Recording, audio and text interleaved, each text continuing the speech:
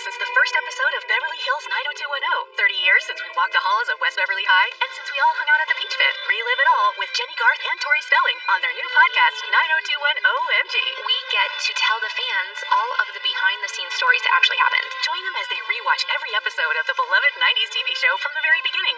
Listen to 90210 OMG on the iHeartRadio app or wherever you get your podcasts. Friends, Dancing with the Stars partners, And now, podcast hosts. Backstreet Boys AJ McLean and Cheryl Burke bring you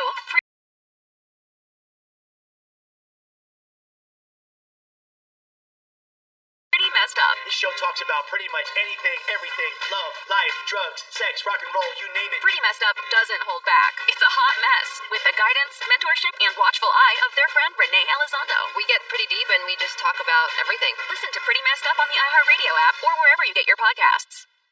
Thanks for listening to The Herd Podcast. Be sure to catch us live every weekday from 12 to 3 Eastern, 9 to noon Pacific on Fox Sports Radio and FS1. Find your local station for The Herd at foxsportsradio.com or stream us live every day on the iHeartRadio app by searching Herd.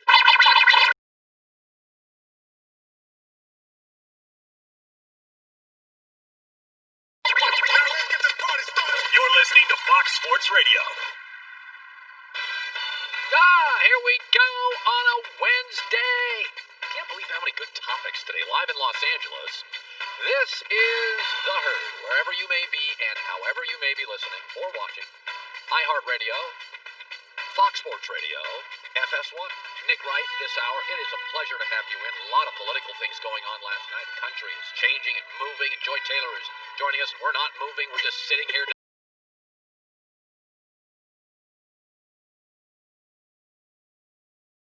where we always are. It is my birthday, and Joy got me cookies.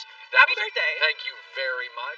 You talked a lot about oatmeal raisin cookies during the holidays. And you're a good listener. I'm very good with gifts like that.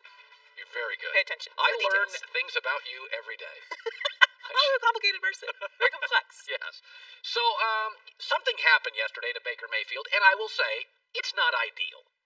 I mean, let's be honest. It's not ideal. Kevin Stefanski won't be on the sidelines, his head coach, play caller, and they'll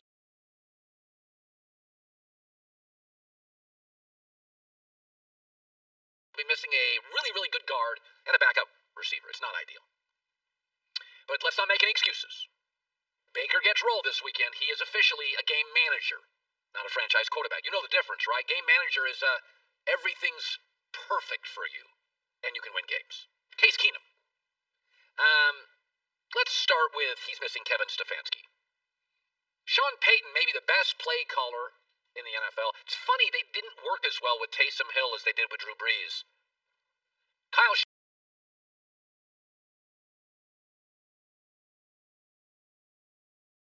Shanahan's probably the second best play caller in the NFL. He is 7-27 in the NFL when Jimmy Garoppolo's not playing. Josh McDaniels, that guy can call plays. It's funny, they didn't work well this year without Brady. The quarterback drives the bus on that, not the play caller. Bill Walsh's plays, the great Bill Walsh's plays, were never quite as crisp outside of Joe Montana. Well, he's missing a top guard. Aaron Rodgers this year didn't have David Bakhtiari, the best pass block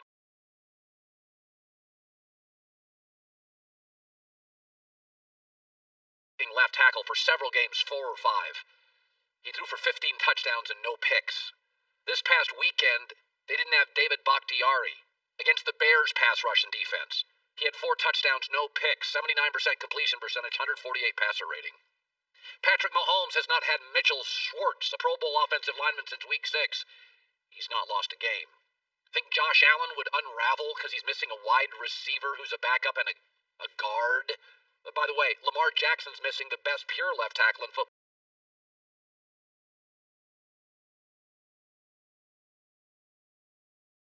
Ronnie Stanley. He's actually gotten better without him. That's because Aaron Rodgers, and Lamar Jackson, and Josh Allen, they're franchise quarterbacks. They're not game managers. See, because the world's not ideal. This is the way it works in the NFL. You play in crappy weather. Oh, Baker did a couple of times in Cleveland. They couldn't score. You're missing a left tackle, Ronnie Stanley, David Bakhtiari. You're missing a star receiver. Sometimes with COVID, you miss a coach. Baker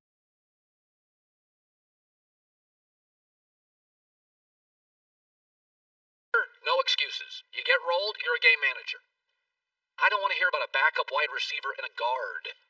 The other advantage Cleveland has here is Stefanski. They got 5 days prep for this.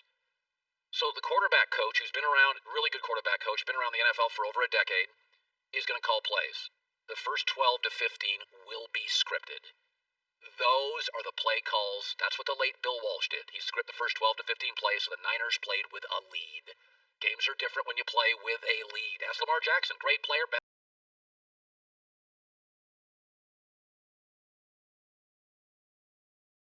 with a lead than trailing.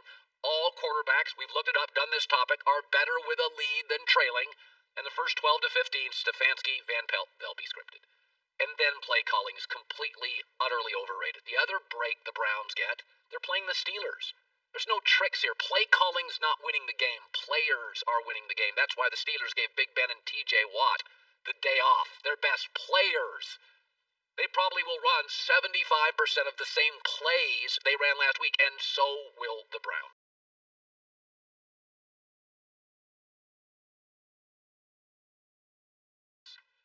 The Vegas line moved a point for missing Kevin Stefanski, the best guard Cleveland has, and a backup wide receiver.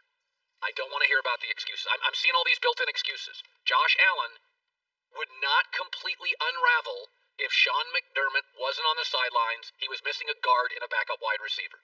He would still be 6'6", move elegantly, with a shotgun arm, and an unbelievable amount of quarterback confidence. Maybe a play or two that wasn't as keen, wasn't as perfectly timed.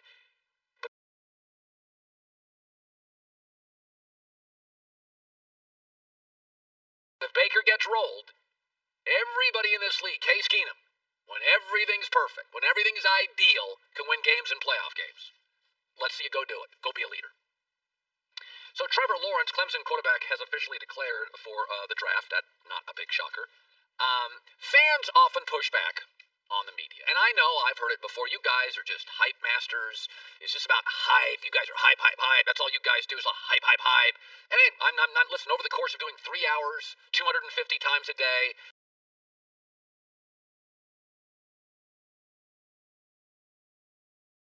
sometimes, I fall into a theatrical phase or a goofy phase, and I'm a little over the top on games I pick or blah, blah, blah. But we're not wrong on this, and here's where the media is not wrong. When we guarantee you that this blank athlete is an all-timer, I don't think we've ever been wrong. There have been 8 athletes in my life where not only did you talk about them when they declared for a draft, you talked about them for years at the college level or amateur level. And the 8 are John Elway and Peyton Manning and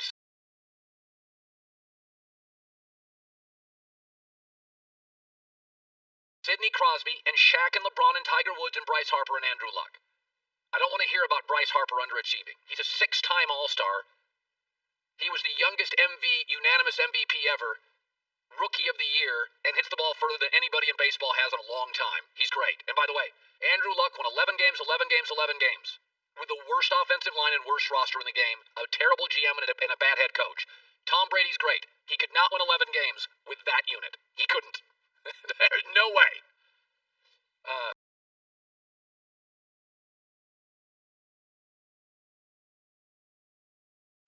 Magic Johnson. What about Magic Johnson? He had a lot of critics. I'm old enough to remember when he came out of college. The knock was, he can't shoot, and he won't defend. He still never defended well. He got better at shooting. Kobe Bryant was picked 13th. Michael Jordan. Actually, Akeem was considered the lock. He went number 1. Zion. Zion wasn't the number 1 recruit on Duke. It was R.J. Barrett. When we go out and say, no, that is all time. That's what we did with Sidney Crosby. 3 years before he came out, there were Sidney Crosby articles. Bryce Harper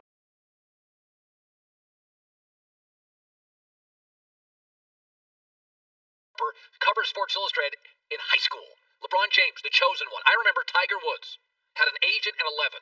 I lived in Portland, Oregon. He won a junior tournament in Beaverton, Oregon. I think it was Pumpkin Ridge was the name of the golf course, if I recall right. Beautiful course. Played golf poorly there many times. And I remember people saying, "Oh, this is the greatest golfer of all time." And he was 16. And my friends who were really good golfers, they were like, "Oh no, that's not what you look like at 16." That he could be on the tour now at 16 years old. He could be on the tour. He's a year away from winning on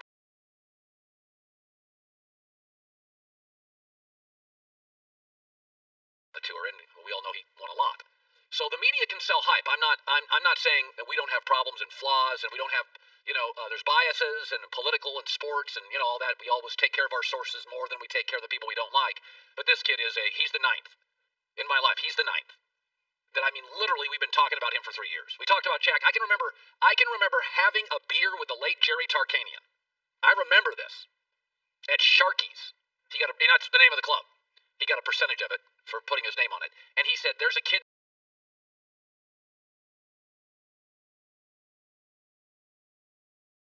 named Shaquille O'Neal at LSU." He said he will fundamentally change the league. Shaq was like a freshman at LSU. He's like, he's going to literally change the sport. You'll not be able to guard him. He goes, wait till he gets strong in a weight program. So Trevor Lawrence is going to be really good.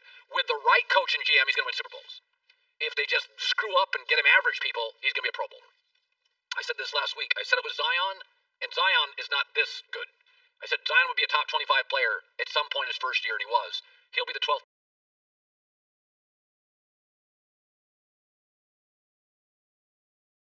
best quarterback in the league, 10th, 12th, 13th, 14th, if he just gets a competent coach.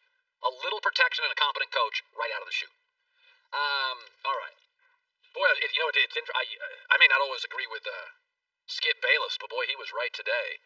Do you see Pro Football Focus had they ranked all the quarterbacks? Rodgers, Brady, Deshaun, and Patrick Mahomes fourth narrowly edged out Josh Allen. I know, when you just submit to anybody, when you suggest, like in basketball, when Michael Jordan was in his prime, it was like, okay, here's God.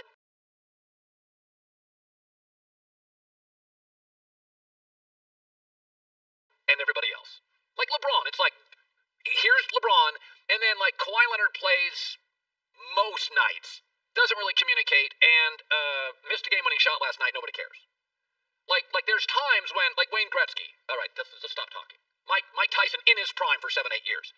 The idea that Mahomes is way better than everybody, no, that's not, he's talented, but Aaron Rodgers was better this year. And Josh Allen and him, right now this morning, I don't see the big gap. It's crazy. Coming up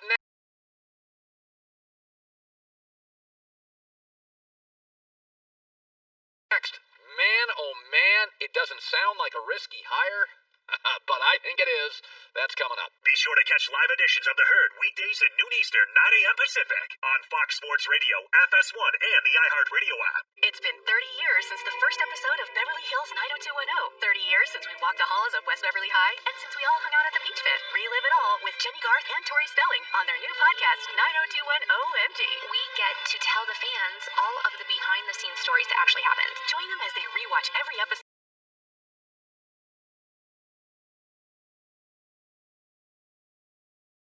of the beloved 90s TV show from the very beginning. Listen to 90210 OMG on the iHeartRadio app or wherever you get your podcasts.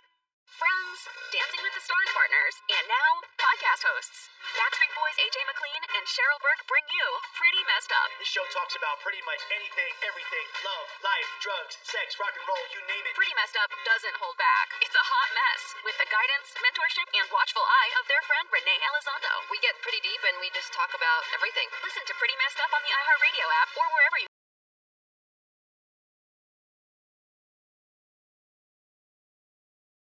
get your podcasts. Start the new year with Butcher Box. They have a keto bundle right now. Go to butcherbox.com/herd. Keto bundle. Pork butt, 2 pounds of ground beef, bone-in chicken thighs. Butcherbox.com/herd. Nick Wright's around the corner. So I saw this. Houston Texans, who don't do a lot of things right, hired Nick Caserio as their new general manager. He was in the front office for the New England Patriots. And, resumes kind of matter. If you looked at New England's last 5 or 6 drafts, Nick Caserio was, he was the director of player personnel. And you looked at the last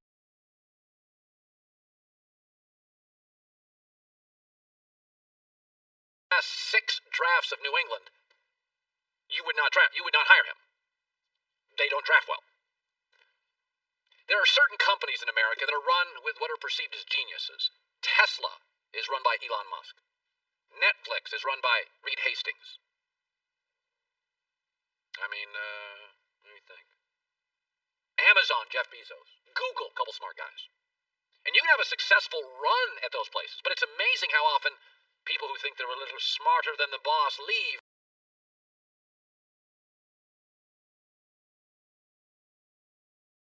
then they disappear into the business ether. Everybody keeps getting hired from New England. Let's just talk front office guys, scout guys. Bob Quinn hired Detroit, GM, fired. Thomas Dimitroff, Atlanta, overpaid for marginal players, fired. Scott Pioli, Kansas City, fired. Jason Light, Tampa. He can draft offensive guys, I'll give you that, but it was a disaster until Brady arrived. And John Robinson at Tennessee, I don't know what his draft success report card is. He certainly can't draft defense. John Middlecoff's a former NFL scout.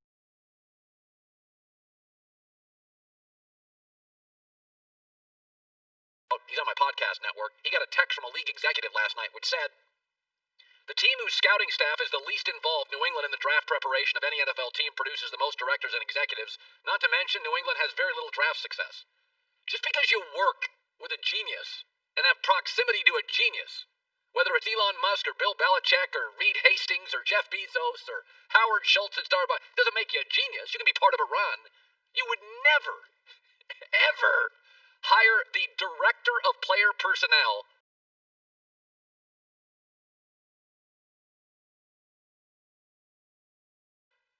if draft success mattered from the New England Patriots. You wouldn't even consider it. They're bad at it. I mean, you watch their offense this year. That's with the best coach and with arguably the best offensive coordinator. They couldn't complete passes with Cam Newton's a former MVP. This continuation of, well, he works with a genius. He must be a genius. No, a lot of people work around Elon and Jeff Bezos, and they work around him. And you can, don't get me wrong, you can take some things working around it, but there's a reason Andy Reid's coaching tree is better than Belichick.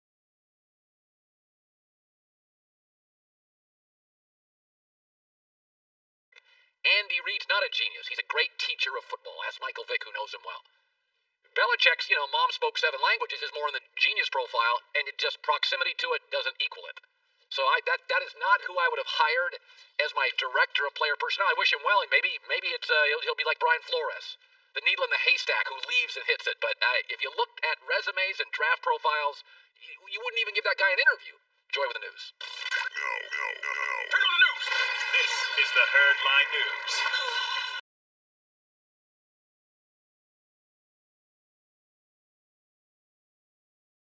Poor Deshaun Watson. I know. That's what his new name. Poor Deshaun Watson. It really... Talented Josh Allen, poor Deshaun Watson. And he just carries that franchise every single year. So the Dolphins have the 3rd pick in the draft, thanks to Laremy Tunsil in a trade with the Texans. And there has been talk that they could take another top quarterback prospect, despite drafting Tua last year. But Dolphins GM Chris Greer would not discuss the team's overall draft strategy. He did stand behind Tua moving forward. He said, Tua, I'm very happy with. He's our starting quarterback. Okay. Now, offensive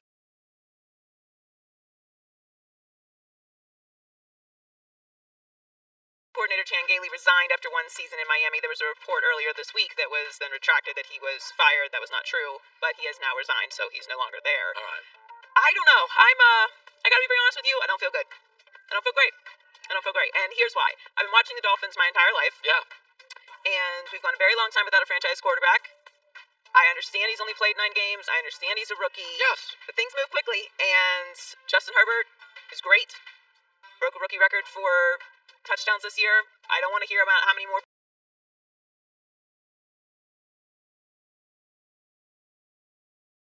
pieces he has around him. Everyone keeps saying that, look at the pieces Justin Herbert has around him. Are the Chargers in the playoffs? How many weeks have they been out of the playoff run? They just let their head coach go. Is that the situation in Miami? It's not. So, to your point about Baker and your opening rant today, I don't want a situation where everything has to be perfect. Everything is not always going to be... In fact, you can count on one thing. Everything is not going to be perfect for an entire season in the NFL. Ever. You can count on that. Ever. Brady had a near perfect when he had Randy Moss, Welker, good O-line, solid defense, good kicking. Brady had 1 year and a half of his career, never won a Super Bowl.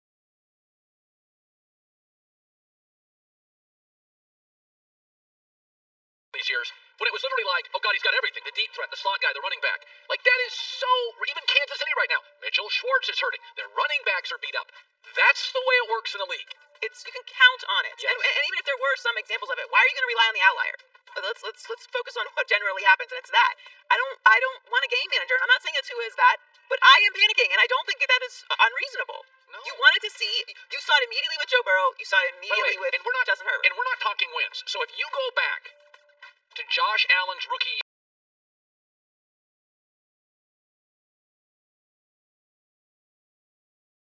you look at the stats, they're not good. We went back and looked this morning at his 13-minute rookie highlight reel. It was cartoonish how much bigger and stronger he was. He was throwing the ball all over the yard. Patrick Mahomes, he wasn't great his first start in the NFL. Lamar Jackson, year 1, week 11 he starts. There were arguments he couldn't throw. But you saw by the second series, you're like, oh Lord, he's the world's... Yeah, we'll figure out the throwing He's thing. a deer in a helmet. Like, literally, he's faster than everybody. I want to see just this word.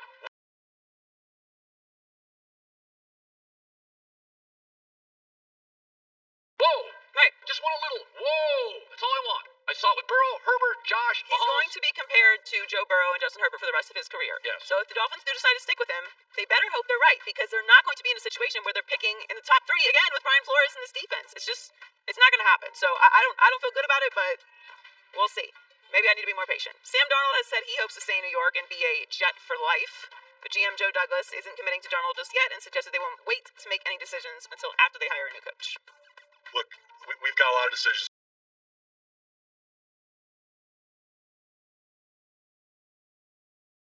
to make. You know, I think that Sam's going to be a great quarterback.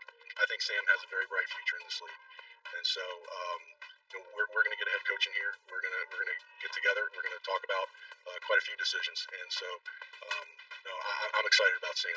That's the right approach. Let's say, and I don't think this will happen, but they keep Sam Darnold. They accumulate all these picks, and get a new coach. Midway through the season, Sam's pretty darn good. Next year, they're winning 10 games, and Sam's good enough to get to the playoffs.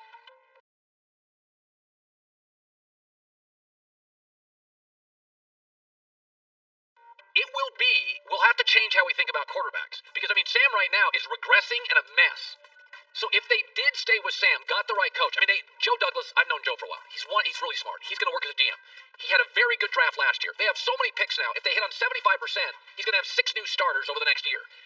It'll be a really interesting case study on, oh my God, this team stuck with this kid who regressed badly and it worked. Here's my takeaway. Will it stop us doing what we're doing with Tua, which is 8 games and we kind of feel like we're kind of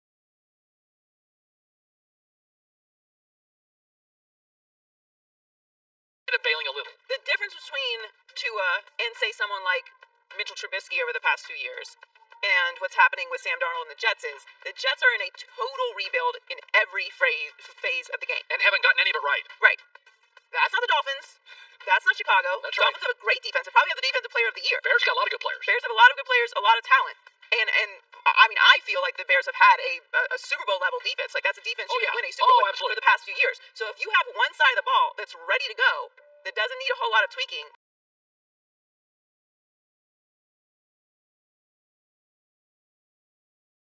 and you're trying to develop the whole other side of the ball, like there's years that have to line up here, right? Things have to come together in order for you to be successful and win a championship. That's what concerns me. The Jets have to redo everything. So if they stick with Darnold, they still have a few years to get everything together, because we know what a disaster it is there. So this is a nice story. Alabama wide receiver Devontae Smith won the 2020 Heisman Trophy. He became the 3rd Alabama player to ever win the award and the first wide receiver since Desmond Howard took it home in 1991. Smith beat out 3 quarterbacks in the final voting: Mac Jones, Trevor Lawrence, and Kyle Trask of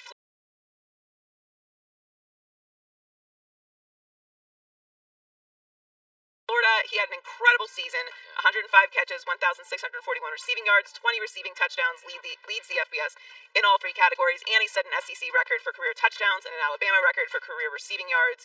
He also was the first wide receiver to win AP Player of the Year. Whoever gets this young man is getting a great player, and from everything that I'm reading, a really good person as well. By the way, I know the SEC tells you how great their defense is. Why is he so wide open on all these highlights? He's very good. Yeah, I was going to say, you know you're good because LSU, Auburn, Florida have NFL defensive backs. On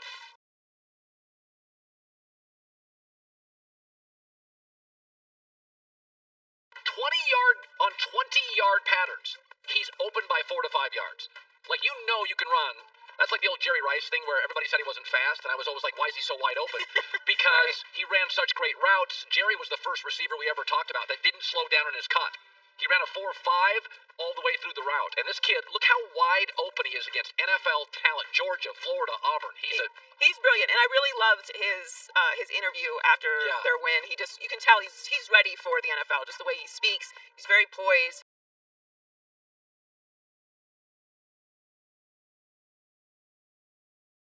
Very mature. I'm really looking forward to seeing him play in the NFL in the championship I'm game. always blown away by all these college athletes. They're so much more mature than I was at like 22. Oh, it was I'm a always blown away. disaster. Oh, I was a disaster too. I You mean, would have hated me.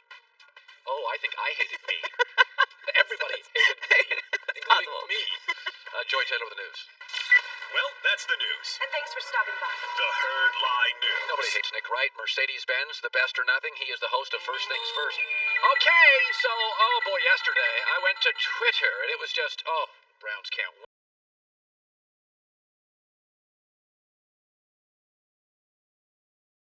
Man, they're missing a guard. Oh my lord, Kevin Stefanski's gone. I'm like, really? That so you can't compete against Pittsburgh? Let's be honest, the difference between franchise and Case Keenum is, oh, crap's not ideal. Go win a game, right? You agree with me on that, right? I mean, Drew Brees is pretty good. His coach missed a year, had the worst year that he's had in New Orleans. I feel like, I don't know, some people, no one that I know, but some people think Sam Darnold could be good. But his coach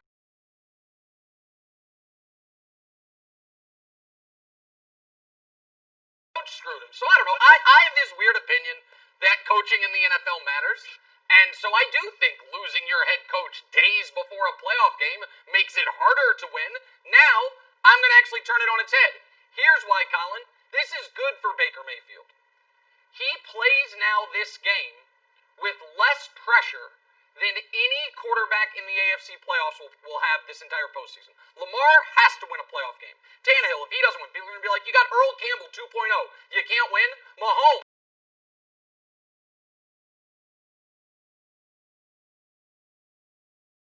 You got folks like you who's questioning, is he even the best quarterback, I think, in his division, certainly in the conference. Josh Allen's being anointed the second coming.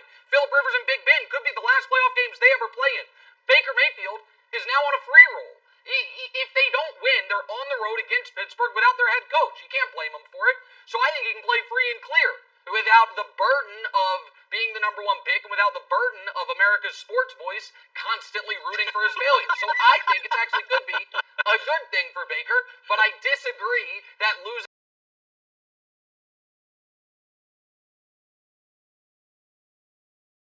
your head coach days before a playoff game is nothing. I do disagree with that. So this is interesting. Pro Football Focus, I consider it the Bible, rates the best quarterbacks based on film study. Now, you weren't a guy that studied a lot in college. You kind of ad-libbed your way to a 3.5. I know you. I had to study. Yeah, so that is exactly right. Aaron Rodgers won. Oh, excuse me. 43-year-old Tom Brady, too. Well, then 3 will certainly be, it's Deshaun Watson. And narrowly edging out Josh Allen is Patrick Mahomes. By the way, Brady had the fewest turnover-worthy plays. Remarkable. He's almost as old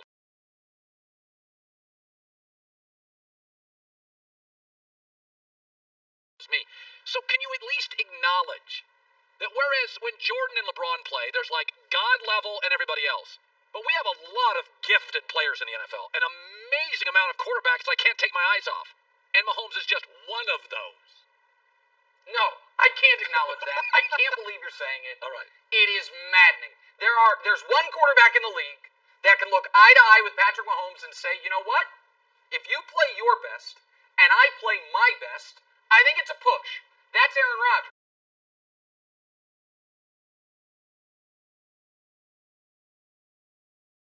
Who happens to be the second most physically gifted quarterback of all time, behind only Patrick Mahomes. And I like the folks at PFF. They're in, I think, Cincinnati, Ohio, Midwestern town like I'm from. Chris Collinsworth's an investor. Sam Monson is a brilliant mind that works with them. I think one of the dudes on The Bachelor worked there. I like all these people. But folks, if you have a fancy algorithm and it spits out that Tommy Brady had a better year than Patrick Mahomes, let me show you what you do with that algorithm. You rip it in half.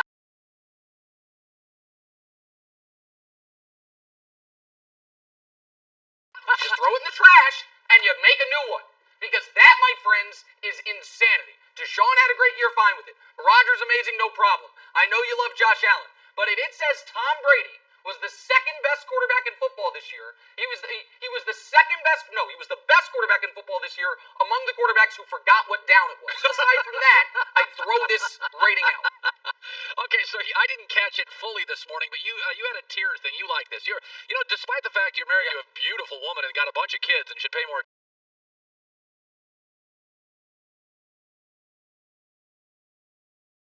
attention to both. But despite that fact, you do these tiers all the time, and I'm always like, good Lord, he puts a lot of time into this stuff. So it is your playoff team tiers. I want to see it. Okay, yeah, let's show it. I don't. To be totally honest, I had my notes for that, but I just ripped them in half as part of my physical comedy routine, so I'm gonna do this off my head. So the Bears have no chance whatsoever. The Rams and Browns, I think the timing's awful. I think for the Rams, you lose your quarterback right for the playoffs. The Browns, you lose your head coach. 0%er tier. Those three teams can win a playoff game, but they're 0% to win the Super Bowl.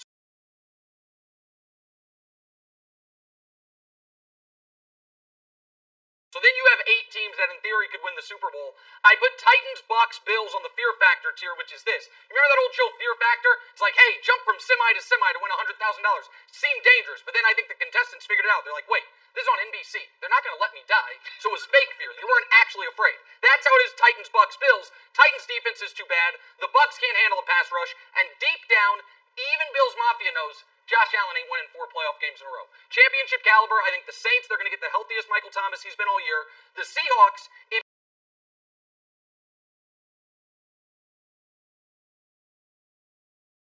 you can get the offense of the first half of the season, the defense of the second half of the season combined, they're wildly dangerous. The Ravens scare me. I feel like the Ravens are peaking. They're healthier. Lamar's playing great. I think they are a dangerous 5 seed. And then obviously, the best team in the NFC is the Packers. And then the nobody believes in us, maybe not even getting out of round 2, underdog champion Kansas City Chiefs were 14-2 this year. That's the tiers. I assume, Colin, this will replace the herd hierarchy. You can't possibly have any issue with this. Actually, I almost put it back up there. I actually agree with all of it.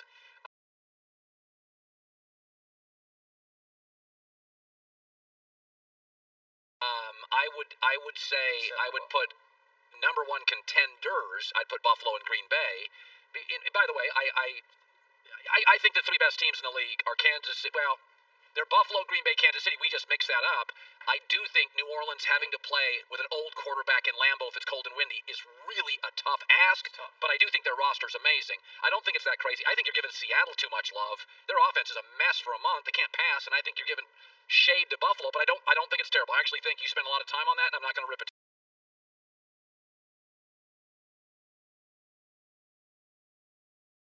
shreds. There you go. Oh, I appreciate that. Okay. I appreciate that. Do you have anything else for me? Because I have something for you. But if you have something else for me, it can wait. No, maybe I do, maybe I don't. But what do you have for me? Well, so America, I think knows this. It's Colin Cowherd's birthday. Yeah. And I know America knows that how much I love and appreciate this man personally and professionally. All right. And so I've thought long and hard, what do I get this man for his birthday? And, by the way, especially because Colin made me some money this weekend.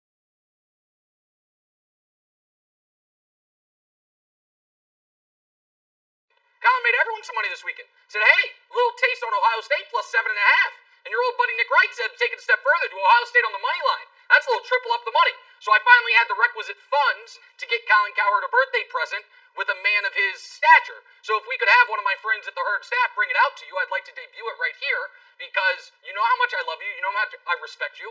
So Colin, if you could unbox this on the air, we can show everyone what I got you for your birthday with the hard-earned money that I bet on with the Bills game. With the Ohio State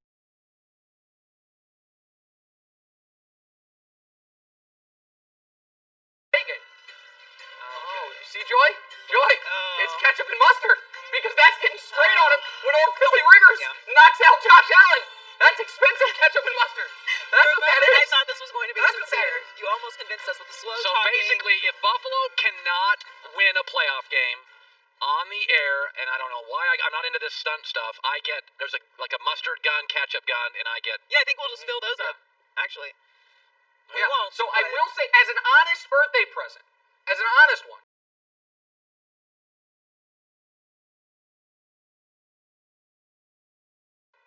I will let you right now opt out of the bet.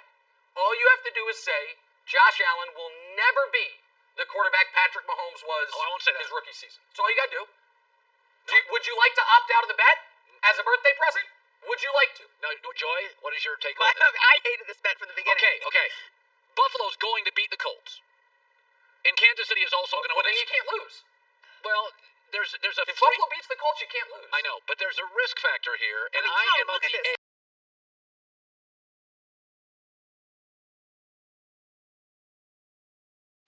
this nonsense. Nobody wins if that happens to No, me. I agree. The only person that wins is Nick. Look how happy Well, he I is. win. I think I'm not a guy, I'm not a welcher if I back out before, if given the opportunity to back out of the bet. He It's suggested a birthday present. He suggested it. You didn't even suggest it. I'm offering it to you as a birthday present. And you know what? As it to be a true present, so it doesn't look like I'm welching. If they make the conference championship game, I'll still do my end of it. So it's just a present. You are free rolling now. I'll opt It's into a that. present from me to you. You're free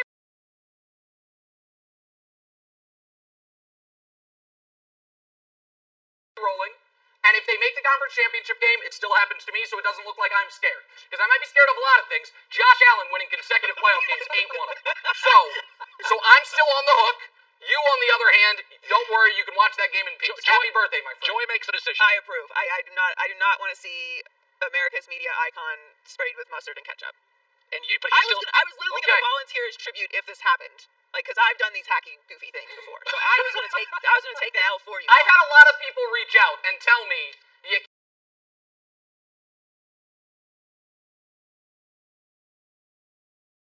can't that Colin has built a brand over 35 years and you're risking it in one stupid stunt. I agree. And so, happy birthday to you and everyone who relies on you for income. Okay. We have removed that risk. I stay on the hook All right. to where I still can be doused with ketchup and mustard. Happy birthday, my friend. All right, Nick Wright, my buddy. First things first. Thank you very much. Well, I go into the weekend with an anxiety level that's been reduced significantly. Your anxiety, my anxiety. I know you freaked out more than I did. I've hated this from the second it became a It's thing. so funny to watch Joy, who has the same birthday as my wife.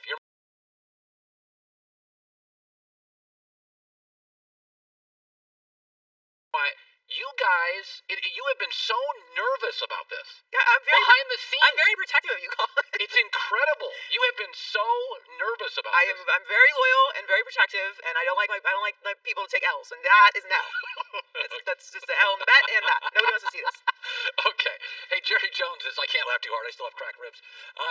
Jerry Jones is talking about Dak. It's fascinating because Jerry came out and basically said, I have to pay him, and then came out and said, I can't pay him. In one sentence. We'll have that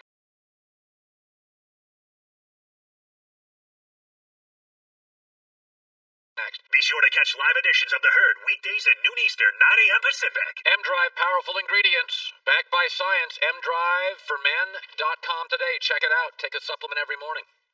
So, Jerry Jones, owner of the Dallas Cowboys, talking about Dak Prescott's contract.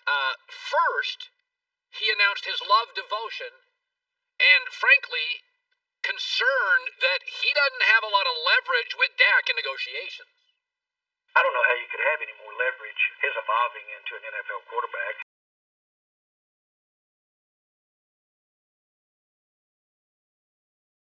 Has been nothing short of a perfect pitcher, and he has great ability in my mind to win games. He's talented. You wouldn't be offering Dak what's been offered him in the past had you not thought he was very special. All right, they're going to pay him. And then Jerry followed with this. We've got to fit potential defense in here. We've got to pay additional defense this year, and any dollar that goes there doesn't go toward another player. You're not going to pay him. So here's the thing.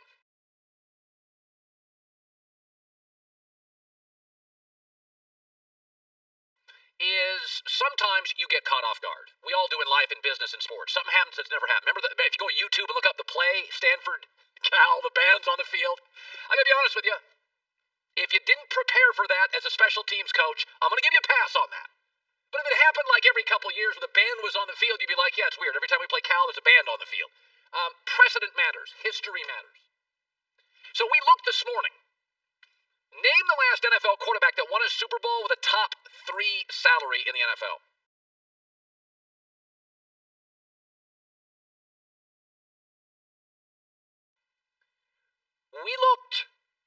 We gave up after a couple of decades. Eli Manning once had like the 4th or 5th highest. Dak now wants over $40 million. Folks, we all have budgets. We all know the truth on this. If you look at my top 5 teams in the herd hierarchy after this season, and I think most of you would agree, if not with the order, with these 5 teams right now. Here's their quarterback cap hit. Josh Allen,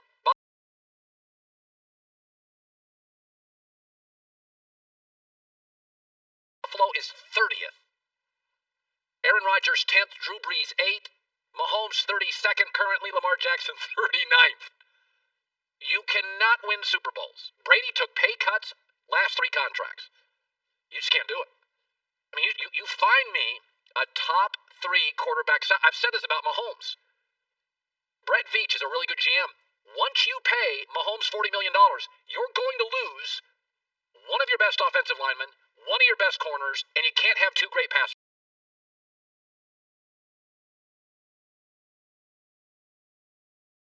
rushers. The games get tougher.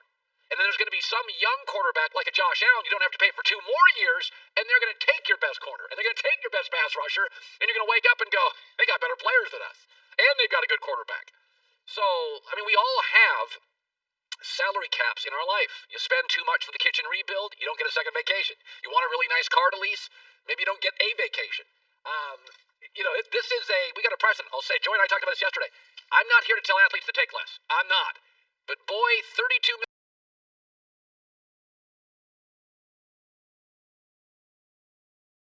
million in Dallas, Texas, that's a lot of home. 4 or 5 year deals, spread it out. You're going to get a lot of commercials you wouldn't get. Tony Romo, undrafted, number 1 broadcaster for CBS. He's not getting that if he's a quarterback of the Jags. I can assure you right now.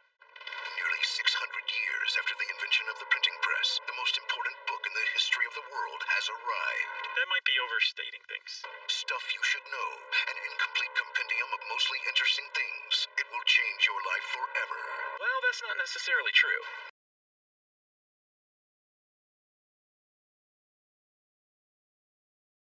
Most scientists agree that Stuff You Should Know, an incomplete compendium of mostly interesting things, is proof that time travel is possible. Because that is the only way to explain how a book this impressive was possibly made. What? Stuff You Should Know, an incomplete compendium of mostly interesting things, will regrow hair, whiten your teeth, and improve your love life.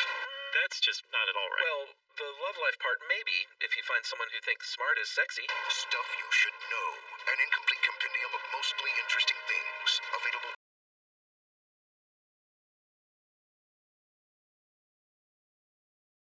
now at StuffYouShouldKnow.com and everywhere you buy books. Now that is true.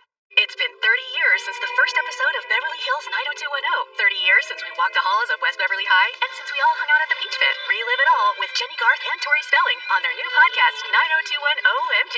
We get to tell the fans all of the behind-the-scenes stories that actually happened. Join them as they rewatch every episode of the beloved 90s TV show from the very beginning. Listen to 90210 OMG on the iHeartRadio app or wherever you get your podcasts. It's been 30 years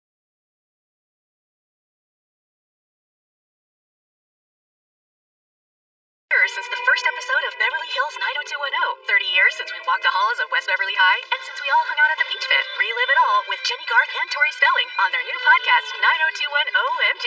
We get to tell the fans all of the behind-the-scenes stories that actually happened. Join them as they rewatch every episode of the beloved 90s TV show from the very beginning. Listen to 90210 OMG on the iHeartRadio app or wherever you get your podcasts. Thanks for listening to the Herd Podcast. Be sure to catch us live every weekday from 12 to 3 Eastern, 9 to noon Pacific on Fox Sports Radio and FS1.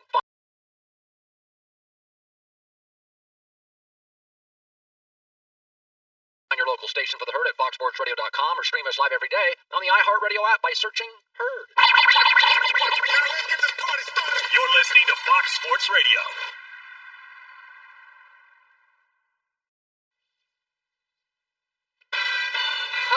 Here we go, hour 2 on a Wednesday. Live in Los Angeles, it's the Herd, wherever you may be and however you may be watching, listening, Fox Sports Radio, iHeartRadio, and FS1. Good to be here. Yeah, it's my birthday. It's no big deal.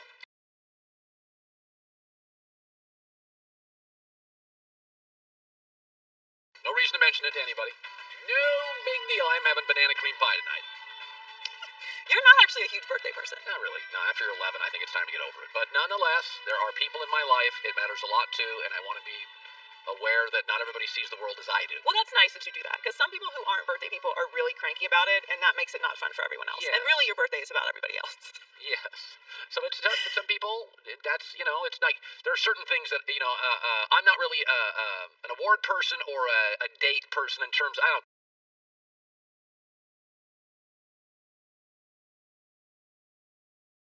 care about that stuff. I'm a day-to-day, work hard, grind, do your stuff. I never liked Christmas as a kid. I liked the presents for about 10 minutes, but I was like, yeah, but all the good TV shows are off. I got out of my normal, like, day and routine and pace, and I'm a big routine person, So but I like to shut it down hard when Okay, I do. all right. So that's why I'm a big holiday person. So I want to start this hour with this. So Mike Lombardi used to work at this network.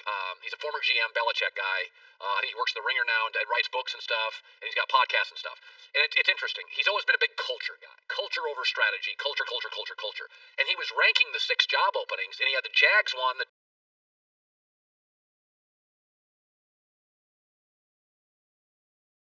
Texans 2, and like the Jets 4, and they're all awful cultures. And he said, hey, Jags is one because they got Trevor Lawrence. So I think culture is really important too. But those are bad cultures. So what does it mean? The most important thing to do with the Jets and the Jags and the Texans is not a play caller. It's a culture changer.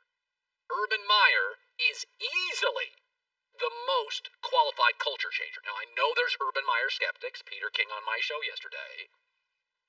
I would love to interview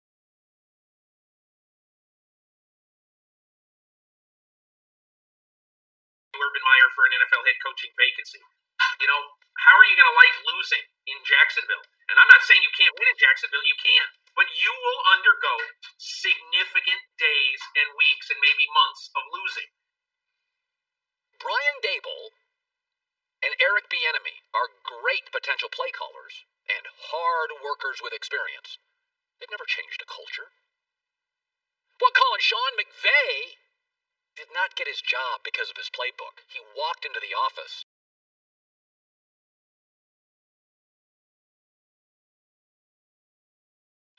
And if you've ever met Sean, he just pops. He's so dynamic, Stan Kroenke's like, we're not letting him out of the office.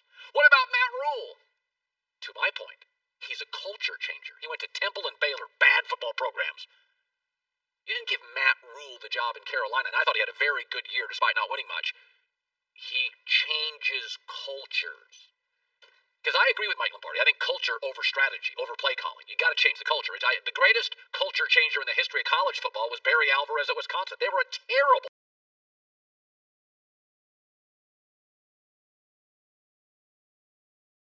program. They were the pits. Like cold weather, no players. They have been for the last 25 years since he coached and was the athletic director, a top 10 football program. The state still has no high school football stars. Like that's changing the way people view themselves. So Urban Meyer 4 times has not only changed the culture, he's done it overnight. Bowling Green was awful, 2-9, next year 8-3. Utah, I was there, was a mess, 5-6, next year 10-2. Florida was talented, 7-5 to 9-3. The next year they won a national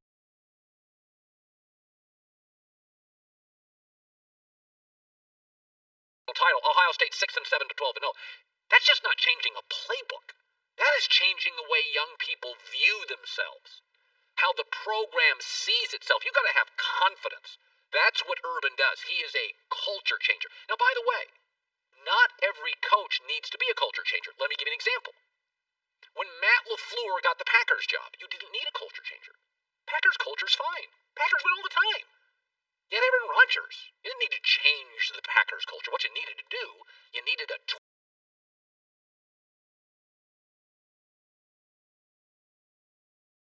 tweaker.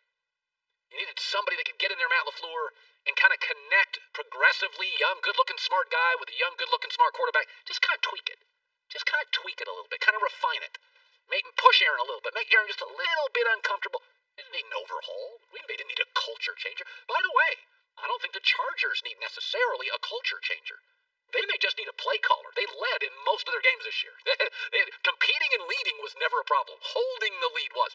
They may just need just a play caller. Get leads,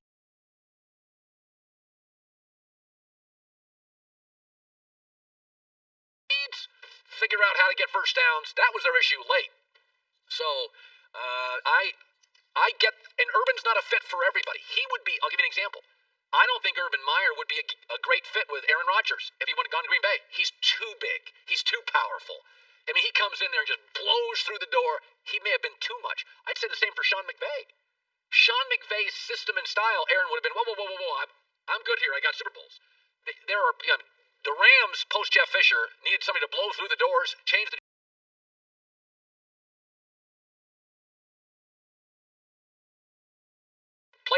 change the practice schedule, change the way they view themselves. So I'm not saying Urban's perfect for everybody. Jets, Texans, Jags, yeah. You need to blow through the doors, change the way everybody in the room views themselves. So I was thinking about this morning. There's a story out that the Miami Dolphins, they're good with Tua. Listen, it's early. Let's not go crazy town. He won some games, had some nice plays. But this morning I looked at the 14 teams in the playoffs. And the 9 teams who you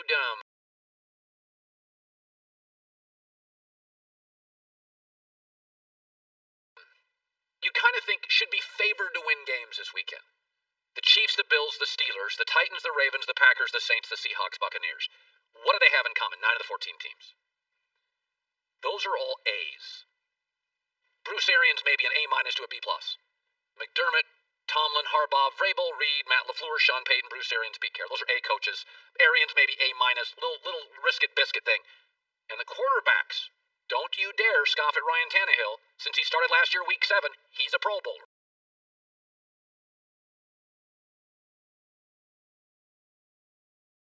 He's an A quarterback. Josh Allen, Ben Lamar, Ryan, Patrick, Rodgers, Breeze, Brady, Wilson. Those are A quarterbacks. And you can argue some of those quarterbacks, like Big Ben, it looked like a B+, a B for some of the year. But if you combine the coach and quarterback, your average is at lowest. Because Brady had an A+ year. A to an A+ year. Arians maybe had a B+ year. They all average A-. They're all teams we think could win in the playoffs. Then there's the Browns, Colts, Washington football team, Rams backup quarterback, Bears. We don't feel that way.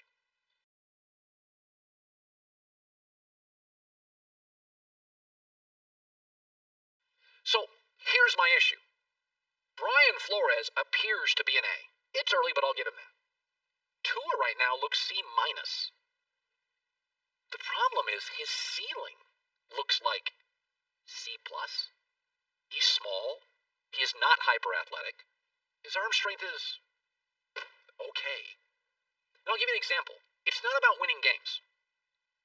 When Josh Allen from Wyoming came to the NFL first year, he really struggled.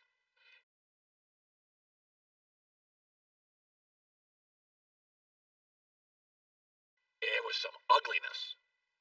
But we went this morning and found his 13-minute highlight film of his rookie year. It is a bunch of whoa, followed by a bunch of wow. Out at 6'6", outrunning people to the end zone, running over people, jumping over people, 65-yard post routes on a dime. His ceiling, you couldn't see it. The house had no roof. He looked insane. He was just inconsistent. But you could see the A. He just had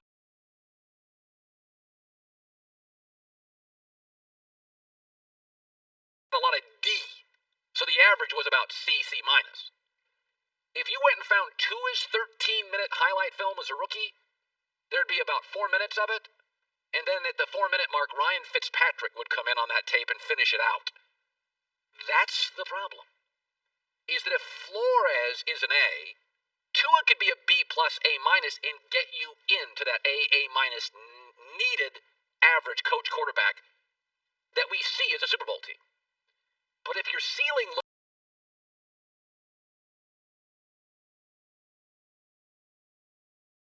like a C+, even if Flores is an A+, I'm not saying you can't win games. I'm not saying you can't occasionally win a division. But if you're in a division with Josh Allen, that's my issue. Now, we went and looked at the last 17 Super Bowl winning quarterbacks. 15 will get into the Hall of Fame. There are 2 exceptions. In the last 17 years, Joe Flacco had the greatest 4-game stretch not only of his career, it was one of the greatest 4-game stretches of a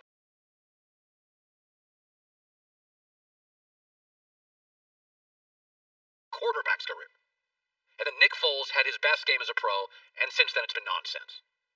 The other 15, going to get into the Hall of Fame. And when you start watching, I go back to the whoa or wow is what I need to see early. I saw it with Burrow, I saw it with Herbert, I saw Josh Allen, I saw Lamar Jackson, I saw Patrick Mahomes, I saw it with Aaron Rodgers. Whoa or wow, you got to give me a little bit of that. You watch Justin Fields from Ohio State, Trey Lance from North Dakota State, you watch Zach Wilson, BYU. What you see on YouTube, and you saw it with Justin Fields last week, you see some whoa and wow. You see inconsistencies, you see they got a lot of room to grow.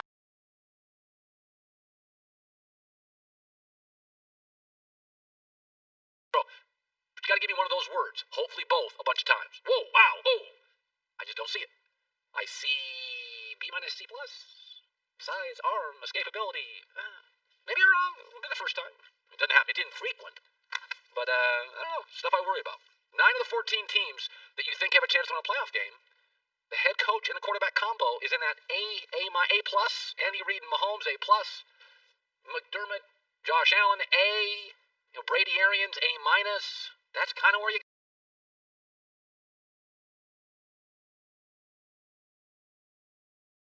gotta be. Eric Woods, a former Buffalo Bill, Pro Bowl offensive lineman. He was a pancake guy, a road grader, smart, funny guy. Now doing some podcasting, broadcasting, really, really smart guy. He's going to be joining us next. You know, Bills Mafia. I've been into this for now a month. I think they're the best team, and I think they're the best team right now in the AFC easily, and would trounce Kansas City. I really do. Want more Herd? The Herd streams 24 hours a day, 7 days a week within the iHeartRadio app. Search Herd to listen live or on demand whenever you like.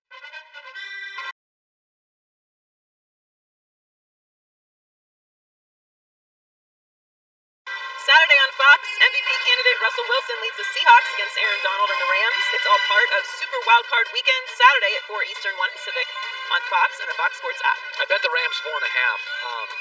That game I've got.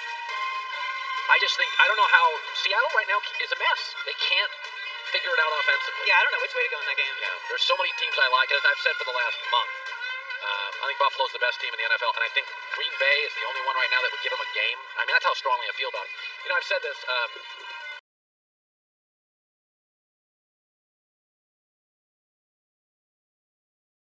One of the things in life, who do I root for? I don't really root against people, but I do root for people. I root for people who deeply care about stuff. I spent some time in Tampa, Florida, and Florida Gators were big.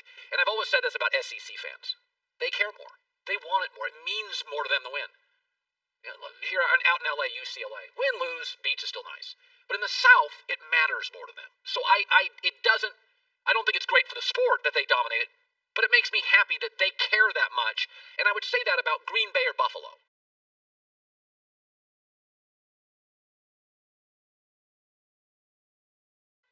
People in Buffalo, they don't have an NBA team. They're not glamorous. They don't have a coastline. You can go to Niagara Falls. The winters are harsh. The Bills mean so much to the community. I find it easy to root for teams like that. Eric Wood played for a decade in the NFL. He was a Pro Bowler, first-round pick, by the way, on the offensive line. Now doing some broadcasting. The former Bill Pro Bowl center is joining us live. So, Buffalo's a unique place. Yesterday I had Josh Norman on, and he's like, Buffalo is the last place I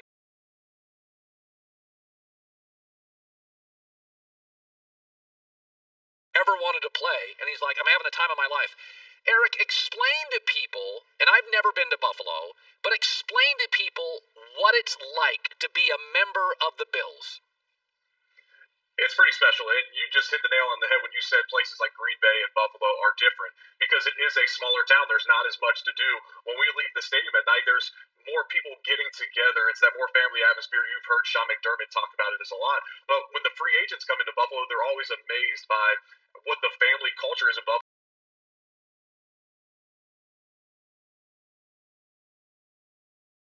And some of that just comes from having a small town, but Bills Mafia has gotten a lot of notoriety lately, and it's a passionate fan base. You compared it to SEC football, and I would compare it to a college crowd at times, the way they live and die with everything that the Buffalo Bills do. What concerns you about the Bills? We know McDermott's excellent. Josh Allen is special. Stephon Diggs is unguardable. Is there something you could see in the first quarter against the Colts? And it does, you may not want to talk about it because you love your Bills, but it does. You could see something this weekend, and it worries you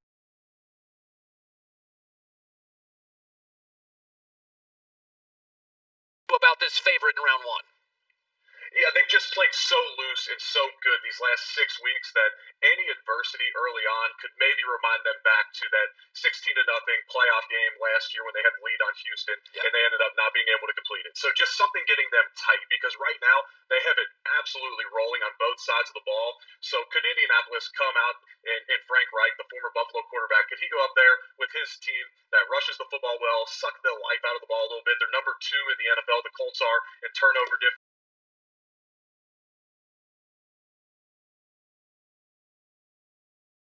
differential. Maybe they get a turnover early. That kind of stuff would scare me. But this team in Buffalo is so good that their confidence shouldn't be shook by one or two bad plays early. So you retired. You would have played and been a Pro Bowler for multiple years. You had a neck injury, a little like Chris Spielman. You're like, I'm going to hang it up, be safe, be with my family. You did that. You were both great players. But some guys, I watched the special on Tony Baselli last night. He played 7 years. For 7 of them, he was the best left tackle in football. That's right. The sport. But you know Sean McDermott, and you know Anthony Lynn, by the way, too. But when it comes to Sean McDermott, when did you kind of know?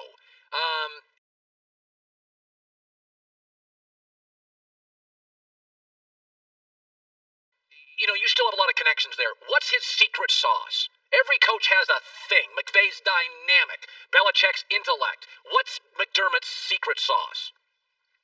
It's likely culture. He started it with talking about the process. And the process started in training camp. My last year in the NFL, his first as a head coach, when we got rid of Ronald Darby and we traded away Sammy Watkins, and we would not long after get rid of our previous highest pick, and that was Marcel Darius.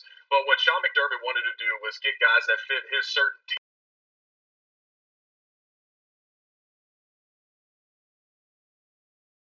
DNA, and those are all really good players, superstars in the league in some sense. But when you looked at how Sean McDermott wanted to build the team, it was a little bit different. And I'll never forget sitting in a meeting before the season. We still had a lot of talent on that team: LaShawn McCoy, Kyle Williams, a number of Pro Bowlers from that season, Richie Incognito, Tyrod Taylor. And we're looking at Sean and saying, hey, if you want to tank, you're going to have to get rid of a lot more of us. He said, no. He said, no. This is a part of the process.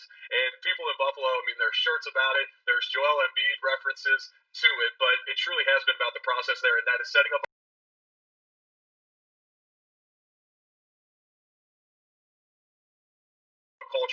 culture built on trust. He's very good at communicating with the guys. He walks the walk. He's extremely organized. He works out himself. Everything he does is consistent, and the consistency he brings on a day-to-day basis is what makes him special. Now, Eric, there is a big difference between a regular season game and a playoff game. And the Bills, I still tend to think of the Bills as mostly a youthful team. They feel youthful, and some of that is just frankly Josh Allen. Right. But the difference when you've talked to pros, or you've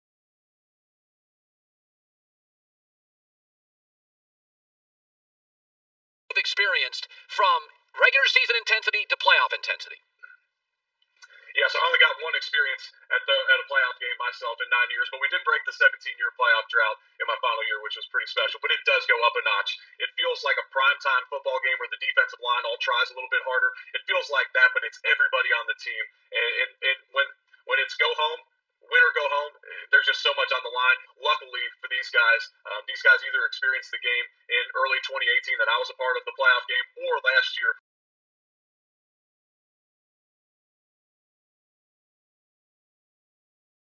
Most of the team played in that game against Houston last year or came in through free agency with playoff experience. I'm glad that this is no longer Josh Allen's first time in a playoff atmosphere. Eric Wood joining us, Pro Bowl offensive lineman, formerly of the Bills. Not that I didn't think Stephon Diggs was great, but Josh Allen was young. Stephon Diggs is a star. And there was part of me thinking, okay, here comes Stephon, like OBJ to Cleveland. I'm like, I'm not sure if this fits. Josh Allen's a kid. It's Buffalo. Stephon Diggs feels like New York City feels. And there was a little bit of me that thought, I got to keep my eye. It's been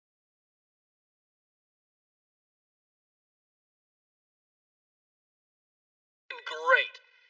Are you surprised a little that it's not only fit, it's the best combo right now in the league? Yeah, I'm honestly surprised. I'm not surprised if you said make a take maybe week 4 or 5 of the season on, but if you would ask me preseason, I could never have foreseen this. I would have never foreseen that Brian Daboll, the offensive coordinator, would open up the playbook to even give him the amount of opportunities to lead the league in receptions and catches. You combine that with the fact that they had no OTAs. They had no preseason games. So really a lot of their reps with full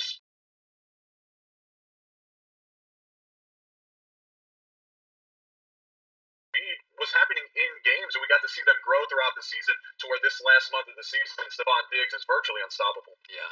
So, Pro Football Focus put Josh Allen number 5. When you, so you didn't get, you were 217. When did you first hear, when you're retired, and you still got all your buddies in the locker room, and Josh Allen gets drafted, when was the first text or call you got from a former teammate that said, dude, this guy, holy crap. Oh, brother. Like, do you remember the first impressions?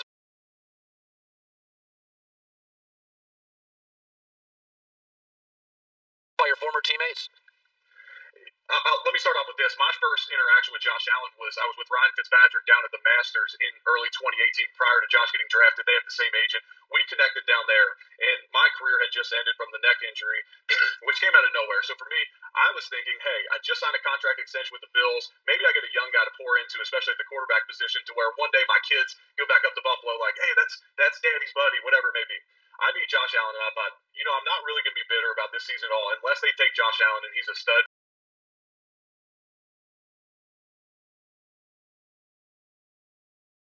Because this is my type of guy. Just spending the weekend with him. And Colin, I'm sure you've had experiences with him. If you spend any time with Josh Allen, he's one of the most likable people you've ever been around. He's also hyper competitive. He's tough. So that all kind of rang true. So my opinions of him that were formed in a weekend as training camp started and OTAs and everything else that was going, all the guys on the team were like, man, you would love this dude. I'm like, I know. And you know what? Josh has been so gracious to me. I sell my foundation up in Buffalo. He's so generous with his time. He's just a phenomenal dude. He's so easy to root for, though. Yeah. Well, I know you'll be nervously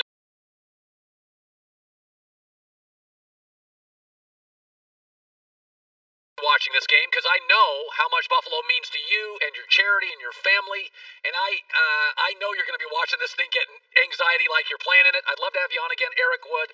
Absolutely. Doug Gottlieb said, get Eric Wood on the show. We did. You're great, and thank you so much. I appreciate it. Bills win. Let's do it again next week. And before I go, I just want to say happy birthday, Colin. And I've always been a huge fan of the show, so it was an honor being on for the first time. Oh, that's nice. Look at that, Joy. Isn't that nice? That was very nice by Eric Wood. It'd be nice if Baker Mayfield came on and wished me a happy birthday, but let's not go crazy here. You might still tweet you. So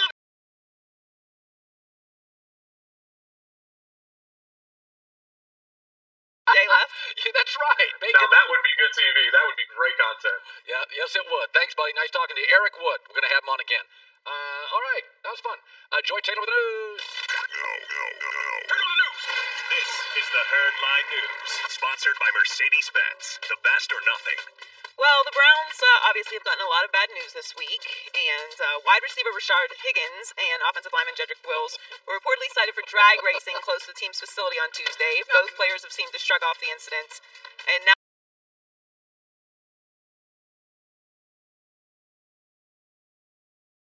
deleted tweets. Higgins joked his foot slipped and he was just trying to get away from COVID.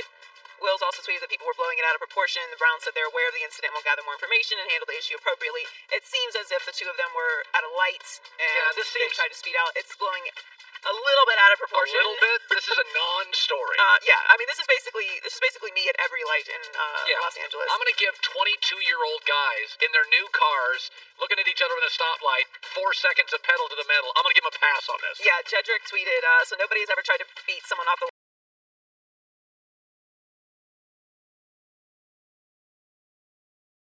line at the red light for max 30 meters, blowing out of proportion. Yes, but this is what happens when you are the Cleveland Browns and it's playoff week. And your resume has a history of being... Yes, if this was the Packers, would be a story. That's how it goes. Steelers are favored by 5.5 according to Fox Bet. I am very nervous about this game. Well, I mean, I'm emotionally involved, and also I talk a lot of trash about Cleveland. So, I think the Steelers will win, but I'm nervous. Yeah, I kind of feel like Steelers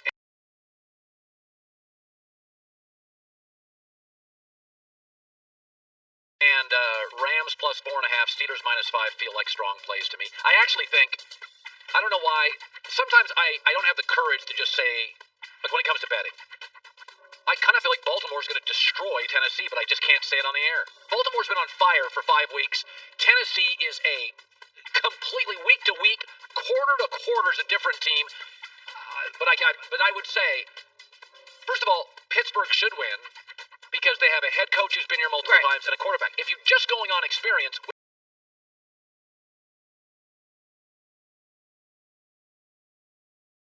which does matter in the playoffs, Pittsburgh should win this game based on that. I do think that they will, and obviously Kevin Stefanski being out with COVID is a major factor. Like they have a lot more to overcome, the Browns do, than the Steelers. But again, this is playoff football, and you never know what's going to happen. I feel the strongest about Bucks Washington that the Buccaneers will win, and Saints Bears. Yeah. Pretty much every other game. Obviously the Bills beating the Colts, but listen, I got you off the hook. There's going to be an upset this weekend. Yes, there's going to be one. Yep, it's finding what it is. I keep your eye on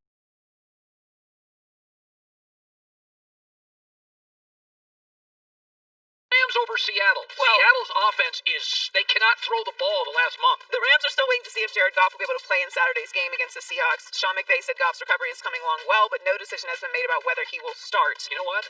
I like this, because John Wolford, I'd put him in like Taysom Hill for about 6 to 8 plays in the red zone, all that running stuff. Seattle hasn't seen it. He can't move. And Seattle struggles with mobile quarterbacks. McVay also went one step further to say he will not be announcing their starters this week, but Goff will get the nod if he's healthy. Yeah.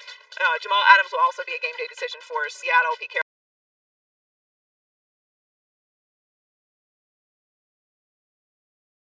said he's optimistic Adams will play, but they'll have to see how he feels over the next few days. The Seahawks are favored by 3.5, according to Fox Bet. 3.5 now?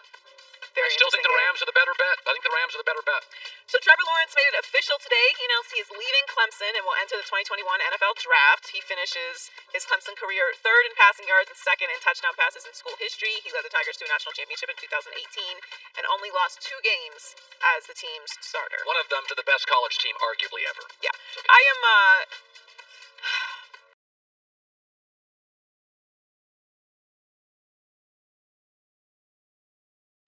this is not surprising. Obviously, we knew he was going to go to the NFL. I know he kept his leverage by saying he wasn't sure what he was going to do, but obviously this is the way to go. I don't love that Jacksonville job, even with Trevor Lawrence. I just don't. I don't feel great about it. When's the last time you said to yourself, Jaguars, great job? Never.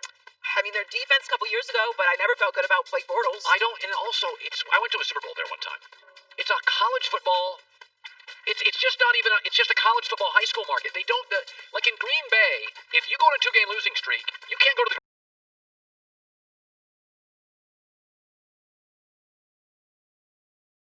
grocery store. In New Orleans, there is something to be said about passion in a market, forcing organizations. Why didn't they fire Doug Marrone earlier? Because nobody cares. Why didn't they? So the bottom line here is when you get these crazy town fan bases, it forces the owner to hear it. That's why you get teams like the Mets are constantly shuffling through people. The Boston. One of the great advantages to the Northeast with baseball is the fans are so demanding. Same with the South in college football. Out here in Los Angeles with Clay Helton, it's like, there's just higher standards. I just think with Jacksonville, and you were talking about this earlier, they have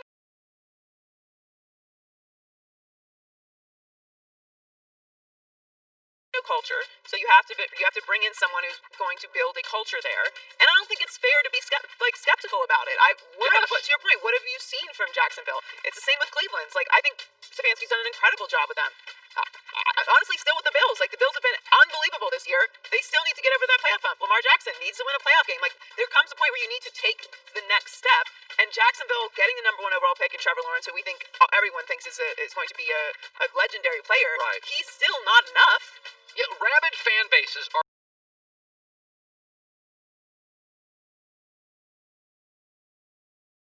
to some degree the gatekeepers of the franchise.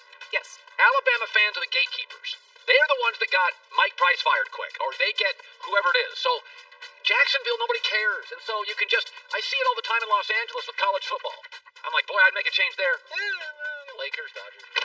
I don't want fan base. Sometimes knuckleheads are really good to keep your teams honest. Keep your own hold their feet to the fire. Throw the news.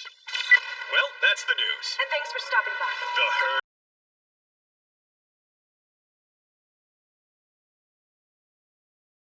LaVar Arrington's around the corner. I can't get over it. Aaron Rodgers, according to Pro Football Focus, had the best year. Tom Brady, too. Where's Patrick Mahomes? I can barely find him on the list. Where? I can't even find him. By the way, Derek Carr, who I like and you don't, 8.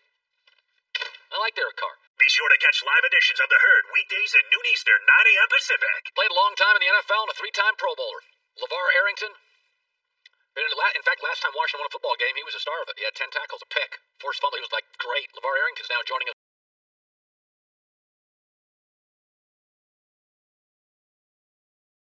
live as we get ready for the wild card weekend. So let me ask you this. Baker Mayfield, should I say, doesn't have a guard, doesn't have his coach. I mean, come on, you can't win a playoff game that way. And I think to myself, Lamar Jackson hasn't had Ronnie Stanley in 2 months. He's had the best December of his life and hadn't heard him at all. You going to give Baker a pass? You don't get a pass because, if you got a pass, then you don't play the game. You still have to go out there and you still have to perform no matter what the given circumstances are that you're facing going into each game.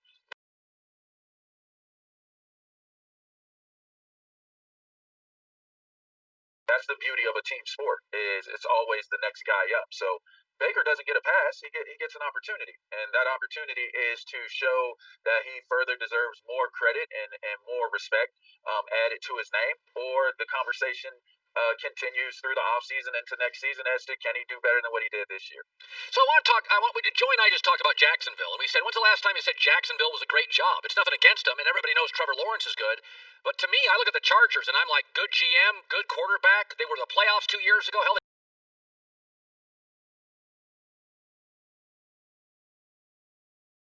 they just ended with a four-game winning streak, and it's also Los Angeles. Free agents like it here. You tell me, is Trevor Lawrence enough to get you to go to Jacksonville as a coach? No, no, no. Yeah. And no again. All right. And you want to know why? I mean, look at this. I always do this when I come on and we talk about Jacksonville. Until at least Fred Taylor, goes into the Hall of Fame, and then you can add Tony Baselli to that name, and then we can start having different guys connected, Mark Brunell, in the conversation of at least consideration.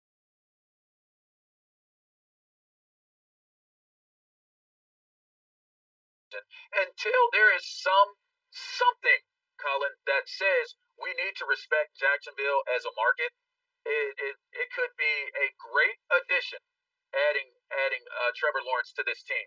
But no one cares. If the tree falls in the forest and no one is there to hear it, I don't know that I believe it makes a noise, but there are a lot of people that would debate whether it made a noise or not. And if Fred Taylor isn't in the Hall of Fame, then what does it matter what Trevor Lawrence does outside of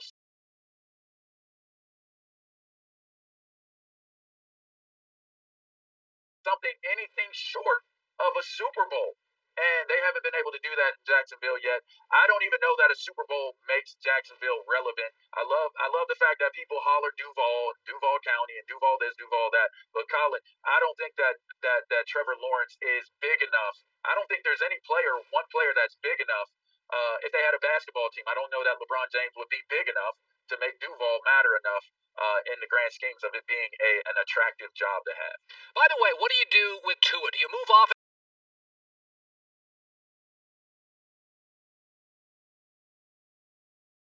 Miami or not? He doesn't appear to have a lot of it factor, but he's certainly, he can play. What do you do if you have the Dolphins' third pick, which they'll never, by the way, have again with Brian Flores as head coach? I think you got to stick it out with him. I think that this was a unique situation coming into a COVID year with Tua. I know you'll probably argue that he's showing a lower ceiling, a ceiling that doesn't call for a Super Bowl, Colin. But you got to really think about if that's the case, then we could judge Dan Marino, who's probably considered to be the best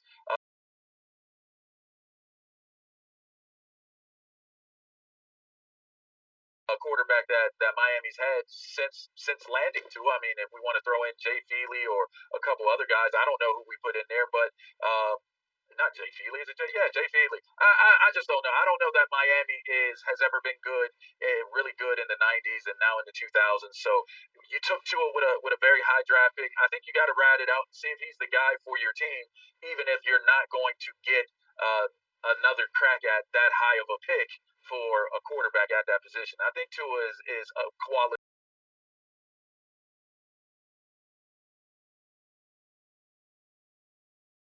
And I think they should spend a little more time putting more into developing him and developing the team. Build your offensive line, add a couple weapons, tight end, add some receivers, some definite linemen to your team. And I think that you can see Tua take a larger step than maybe what has impressed you so far. You had a legendary college coach in Joe Paterno. Nobody ever viewed him as an NFL coach. You had some very good NFL coaches who maybe don't work as well at college. Urban Meyer, does he, regardless of where he goes, do you think it works in the NFL?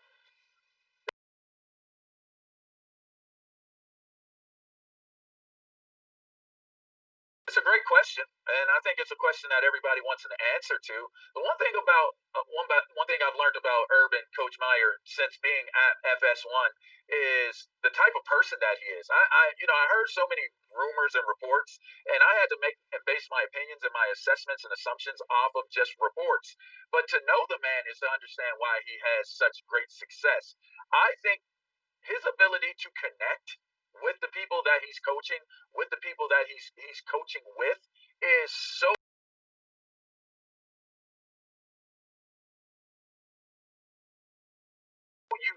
to the greats that are able to capture the imagination, to garner the buy-in.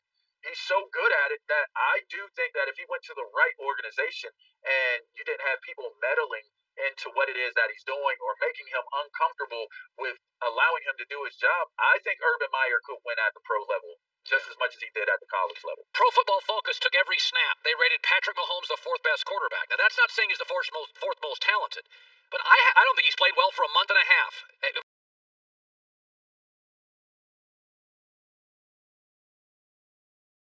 I mean, you were watching, so you agree. I mean, I've watched for the last 5 weeks. I don't think he's playing great football. Yeah, I think he's shown vulnerability, and I think that teams realize that, and I think that they're playing to what they believe is his vulnerabilities. So he's not void of any scrutiny. He's not untouchable. In fact, he's not even the MVP of the league. You would say that the MVP of the league right now, Aaron Rodgers, is untouchable in terms of criticisms and scrutiny. Now, can he do it in the playoffs? We'll see. But still, as it stands, with everything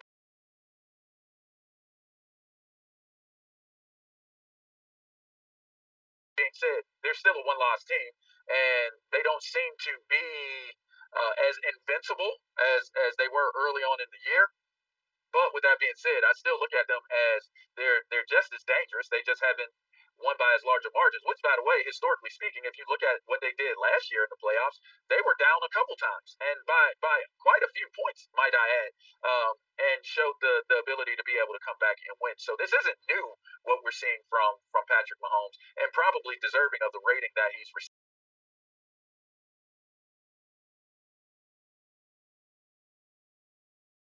But that by no means seems to I guess, paint the picture that he's not going to be good enough to repeat winning the Super Bowl. LaVar Arrington, former Pro Bowler. See him on Fox Sports all the time. Good seeing you, buddy. Hey, I appreciate you having me on, Colin. You're my hero, so I appreciate getting a little bit of time. And hello, Joy. I hope all is well. You got a great co-host in Joy as well. She's so I appreciate amazing. coming on. You bet. Hi, LaVar. Thank you very much. Right. So here's Pro Football Focus. The ratings: Aaron 1, Brady 2, and it's just on grading. Just on grading. Aaron 1. Brady had the fewest turnover-worthy plays, but the most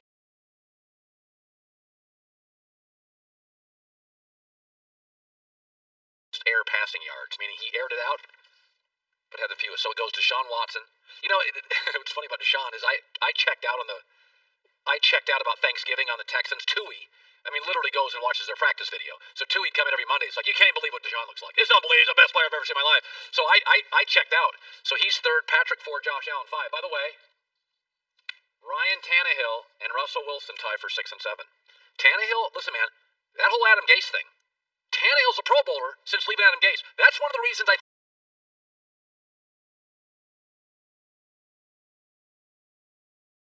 think Sam Darnold can pop. Tannehill's now really, really good. Go the extra mile. Go to foxsportsradio.com until January 24th. The ultimate tailgate rig sweepstakes. foxsportsradio.com. Check it out. Nearly 600 years after the invention of the printing press, the most important book in the history of the world has arrived. That might be overstating things. Stuff You Should Know, an incomplete compendium of mostly interesting things. It will change your life forever. Well, that's not necessarily true. Most scientists agree that Stuff You Should Know, an incomplete compendium of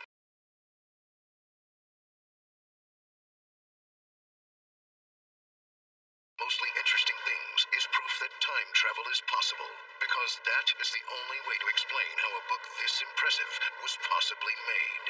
What?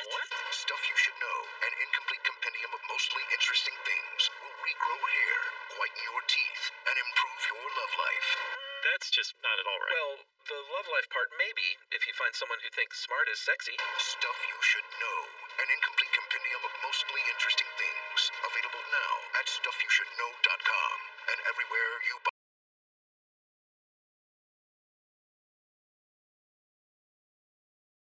buy books. Now that is true.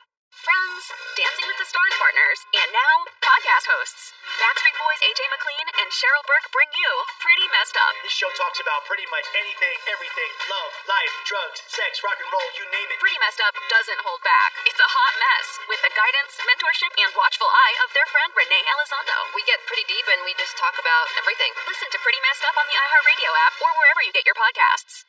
It's been 30 years since the first episode of Beverly Hills 90210. 30 years since we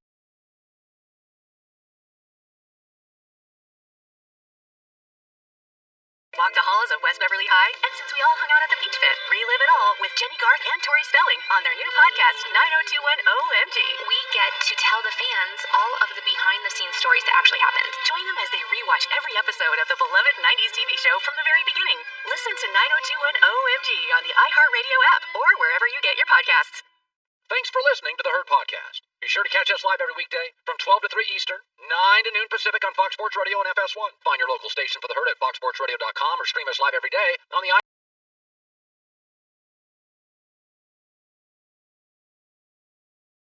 iHeart Radio app by searching Herd. You're listening to Fox Sports Radio. Get ready for Super Wildcard Weekend. For the first time ever, it's 2 days of triple headers. Super Wildcard Weekend kicks off Saturday, 1 p.m. Eastern. It's going to be one wild wildcard weekend. I can't contain myself. It's great. We can't go anywhere, so let's just stay in our houses and watch 2 days straight of playoff NFL football. What's better? Like when days like that.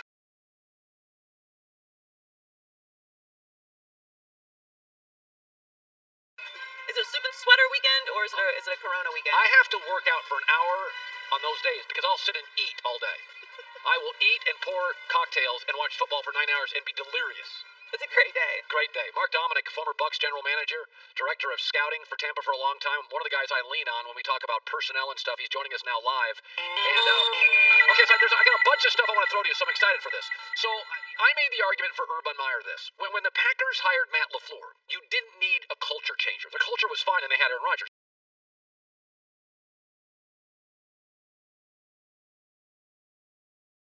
To me, you needed a tweaker.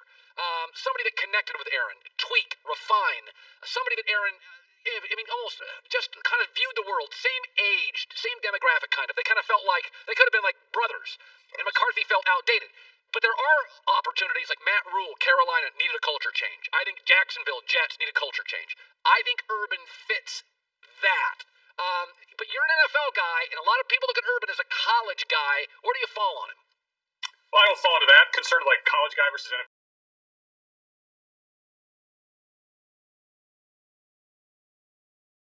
guy, and Urban Meyer's been a successful coach wherever he's been. I think my biggest concern with Urban is I would want to know how committed and how long does he want to be a head coach? How long can he stay in the role? Because I don't want to just hire somebody for 2 or 3 years and then suddenly be like, you know what, I'm kind of done with this. This isn't really what I want to do. So that's the thing I worry about. And I think for Jacksonville, Colin, it's not just a culture change, it's an organizational change. Not just with players, it's everything. I mean, you look at Jacksonville Jaguars, everybody goes, well, it's the greatest job you can have. Like, #1 pick, you're going to get Trevor Lawrence, you got all the salary cap room. And I look at Jacksonville and go, if I'm the head coach or if I'm going to be the GM there, I want to know they want to spend some money. Sure, they've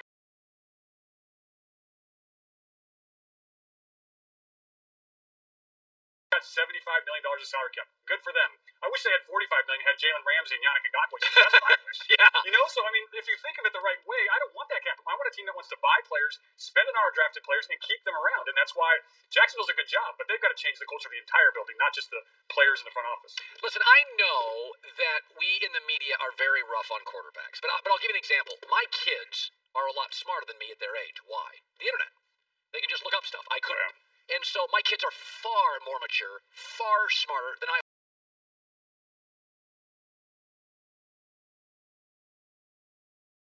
was. By the way, their kids will probably be ahead of them because of cultural changes and technology advancements. And I know we're tough on quarterbacks, but we should be because they've been going on the last 15 years. They've got 10,000 snaps by the time they're 12. John Elway didn't have that. So I don't look at it the same way, Mark. I'm like, first 7-8 starts, you got to give me a whoa or a wow. And I look at Tua, I don't see whoa or wow. I see competent. They've got the 3rd pick in Miami. Would you sniff around for a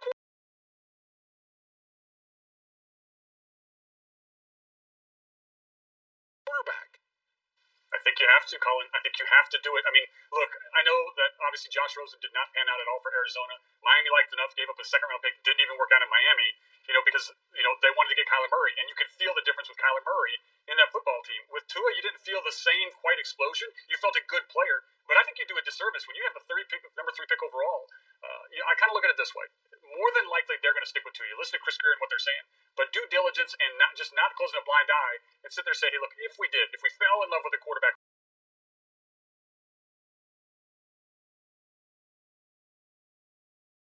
the next 3 months and took him, what's the worst thing that happens to this organization? We have 2 good young quarterbacks. We'll get value back out of it. It's okay. So, I mean, I think if you look at it from that standpoint, you have to do due diligence. I would never go out there and say, that this is my guy unless it's, I mean, look at what even happened with the Green Bay Packers last year. Aaron Rodgers is going to be the quarterback that took Jordan Love. And so, you see this kind of situation and you do the due diligence, Colin. You make sure you really got to fall out of love with all the quarterbacks and make sure that Tua is really the number one guy if you were to redraft it all again. Yeah, no, I think the bottom line is it's a talent world. And absolutely. If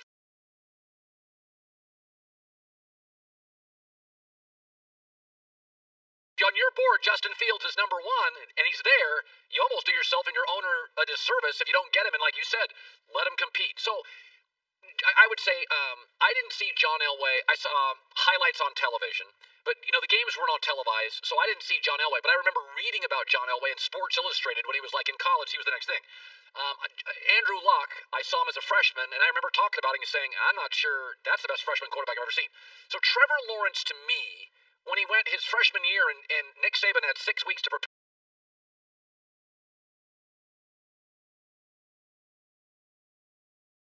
and he just humiliated him. I thought, that's the best quarterback prospect, including Andrew Luck, I've ever seen.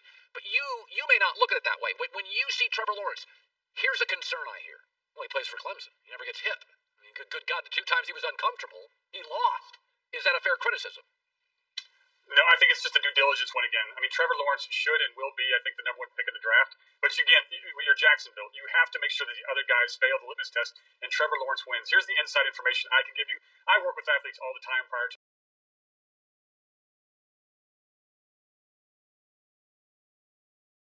the draft, just kind of walking them through the process.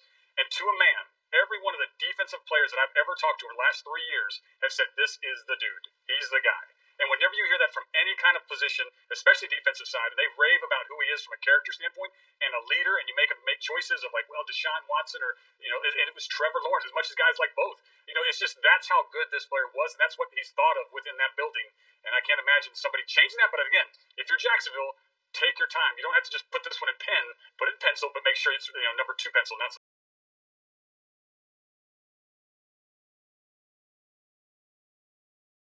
week. So I'm hearing a lot of excuses. Oh, Kevin Stefanski's. He's not there this week. And I think to myself, all right, it's not ideal. But as Joy said earlier, the NFL's not ideal. Somebody's always hurt. Somebody's missing. Somebody on the staff. I mean, God, the Jets, Adam Gase and Greg Williams, we don't even think they liked each other. So, I mean, I look at it and I think to myself, do you get an out? Because Kevin Stefanski's not there for Baker this weekend. No. I mean, that's life in 2020 in the National Football League. We don't even know if we get to the games yet. There still could be an outbreak. And so you just have no idea. Every week could be different.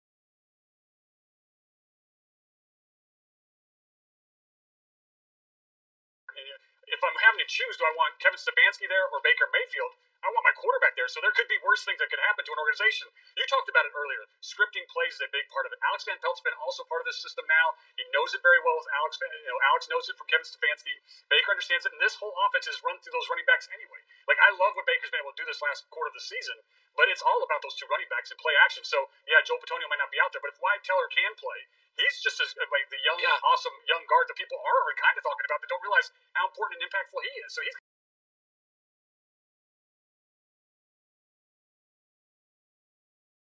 going to be back out there. So I think they're okay. He can remote teach this week. Yes, is there going to be a situation at 3rd and 2? But don't think Alex Van Pelt hasn't already talked to Kevin Stefanski. What's your favorite 3rd and 2 play? There's going to already be all that dialogue because they can do that. Yeah, so it's interesting. I made the comparison in the first hour. I said there are certain people, Reed Hastings, who runs Netflix, Elon Musk, Tesla, Steve Jobs, Apple, where they were almost viewed, Jeff Bezos, as kind of geniuses at their companies. And people can be successful working alongside them, but a lot of people leave thinking,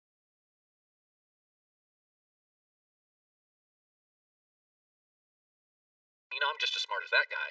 And they kind of disappear into the business ether. And a lot of Belichick's people, they just hired Nick Casarios in Houston as the GM. And I think, listen, if you looked at their last 6 drafts, if he's a director of player personnel, they weren't very good. And there's this sense that, okay, they got the wizard, Bill Belichick. Let's just hire guys next to the wizard. And I got to be honest, Mark, proximity to brilliance doesn't always equal brilliance. I thought it was a risky move by Houston to get a Belichick guy. Most people think, oh, that's the obvious. The resume shows me they don't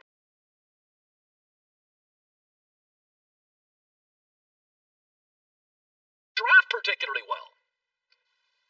Well, I can't disagree with you. I don't think the Patriots have drafted really well. But I will sit there and say there's a Patriot assistant that has actually had a tremendous year if you think about it. Jason Light, the guy that replaced me at Tampa Bay, has had a tremendous year. He's a Patriot, executive. He was part of that tree, and he's having success because of Tom Brady. And everybody doesn't get to take Tom Brady with them. And again, you talked about this earlier. It's about players, not plays. It's about the quarterback. It's not the whole team. I mean, you can look at the Houston Texans and say J.J. Watt was a game changer, wrecker. They didn't make the postseason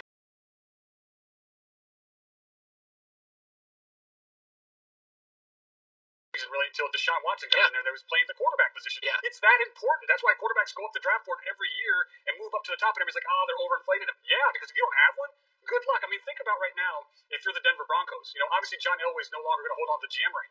Well, right now, no matter what, whoever they draft, whatever they do, is going to have the fourth quarterback in that conference or in that division. That's hard to be in. Yes. That's a tough spot. And so, in this kind of situation, when you look through it all, I understand what you mean about the Patriots, and I agree with you. I think you got to look at the body of work of what's been going around. But this is about a quarterback-driven league, and so.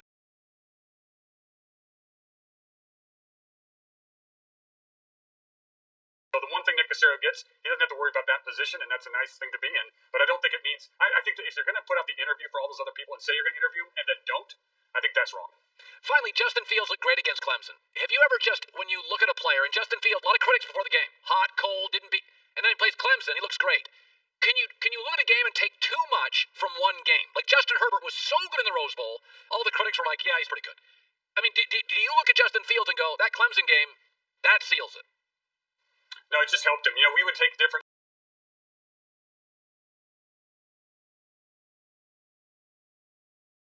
grades for different parts of the season and put it all together. Like you look at a 100% scale or percentage points, and you sit there and say the regular season's worth 70 to 80% because that's a big part of it. But you've got the combine and the pro day that are worth something. You got all-star games possibly that are worth something. You got the bowl game that's worth something, and so all those things are part of it. And you have to individually categorize it because you can overweight something. You got to give the regular season its due diligence. That's really important. Although it's a shortened regular season for Ohio State, it still is very important in the overall picture of this player. So the bowl game should carry a little bit more weight if the player decides to play in it. And so this should help him, but he was already considered a top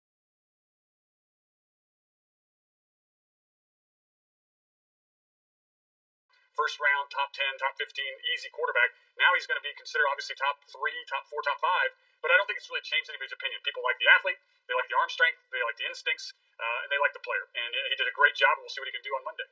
Mark Dominik, good talking to you again. Always love chatting. This is just right in my wheelhouse. All this draft stuff. I sit around and watch mock drafts all weekend. I got no life. Mark, great seeing you. Enjoy the weekend, man. All right, former Tampa Bay Bucks GM. By the way, the weather's unpredictable. Be prepared. Michelin Endurance XT silicone wiper blades last 2 times longer. Available only at Walmart. Joy Taylor with the news.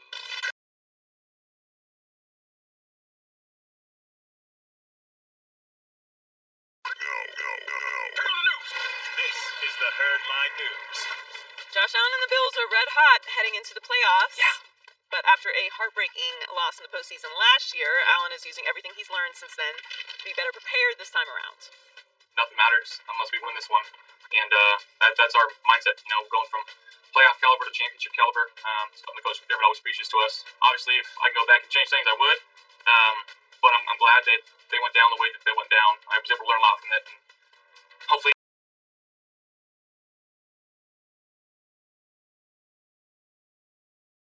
carry that playoff experience into Saturday's game. If you remember, I don't know if this was playing any sort of role in Nick making that bet with you a couple weeks ago, but the Bills did blow a 16-point lead in the second half against the Texans in last year's Let's not get into it. playoff game and lost 22-19 in overtime. The Colts may lead at half. They've been a very interesting team. The question becomes your off-script second half, Josh Allen, Phillip Rivers. That's where the game changes to me. Like, I think the Colts will come in, they'll run the football, but boy, these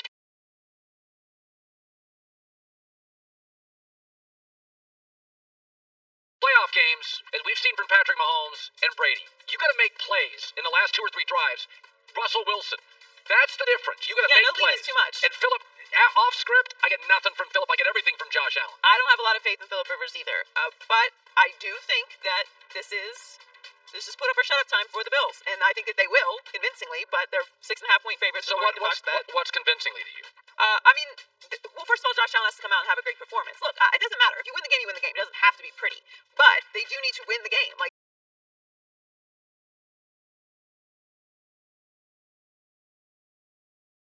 they have to win this playoff game. I don't think that the Bills would have a disappointing season if they don't make it to the Super Bowl.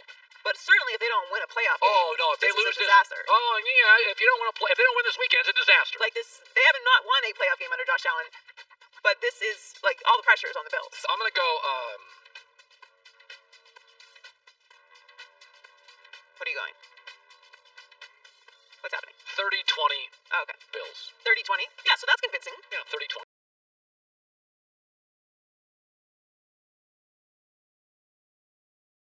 We win by 2 scores. So many people were not happy with the way the Eagles managed their game against Washington this week. Yeah. This is not going away. And one of those people was Emmitt Smith. In an interview with Sports Illustrated, he ripped the Eagles game plan, saying the message that you're sending is not the message I grew up with. Never quit. Always fight to the end and give your best performance every time. You have to play with honor. You have to play with respect of the game. You have to do it for yourself because you don't want your players to take on a mentality of, oh, are we out of it? The game is over. We might as well just lay down. You know what? I tend to not be one of these like integrity honor guy things. Like it's a little waving the flag thing for me sometimes, a little off top. But I will say,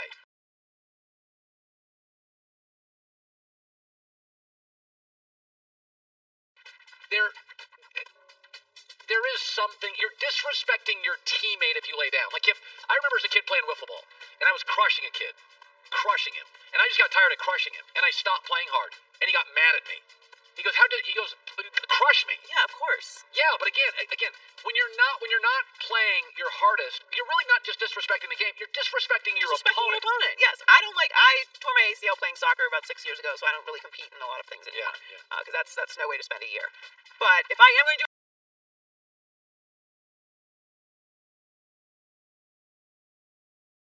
anything like playing beach volleyball or any type of competition, you better play harder. I don't want to participate. That's right. It's not for me. I totally agree. This story is going to carry on for a while. I think it was a very poor decision because it really changed how you're looking at the off season for the Eagles. Yeah. So today's a very big day in sports history. It is. Yes, let's take a look at some of the biggest things that happened on January 6th. On this day, 1985, Dan Marino and the Dolphins won the AFC Championship game. Look at that pick. Look at Dan Marino. 45-28 victory over the Steelers to reach the first and only Super Bowl in Marino's career. Also on this day,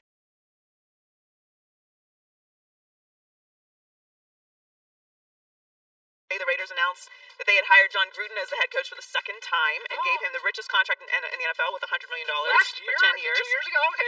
2018, on January 6th. And also in 2018, Marcus Mariota threw one of the most improbable touchdown passes in history. Let's take a listen. Oh yeah, I remember that. Mariota takes the snap, looks to his right, looking, flushed out, now back to his left, pumping, throwing into the end zone. No, he kept it. Dove for the end zone himself and got in. It was batted back to him. He did throw it. He caught it for a touchdown. Touchdown.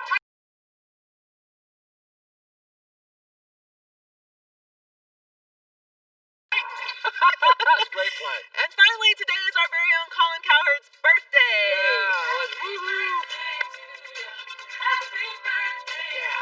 Happy birthday. Thank you. Are you having a good birthday? Tonight I'm having a couple of socially distanced friends over and having chicken parm and garlic bread and banana cream pie. That's a good meal. From Slay Restaurant in Manhattan Beach, the world's best banana cream pie. It is so insane. You do love that. Oh my! It was Rick Bucher, I think, was talking about. Oh my God! It's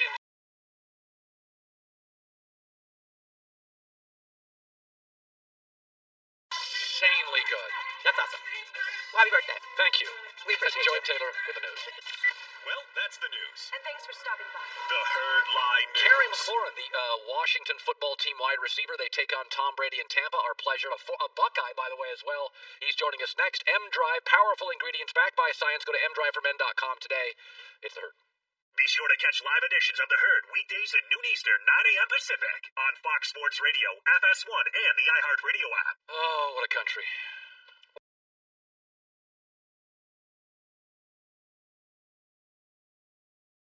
What a world. What's trending now, Joy? Let's see. What is trending right now? Civil War is trending on Twitter. National Guard. Yeah. All cheekiness aside, please stay safe if you're in the D.C. area today. Crazy. It's very disheartening. Remarkable how many people in America thought he was the savior of their party. And as of last night in Georgia, he decimated the party. Trump decimated it. No momentum. Senate. Well, there's consequences to every decision. That's right. Every word, every sentence. The higher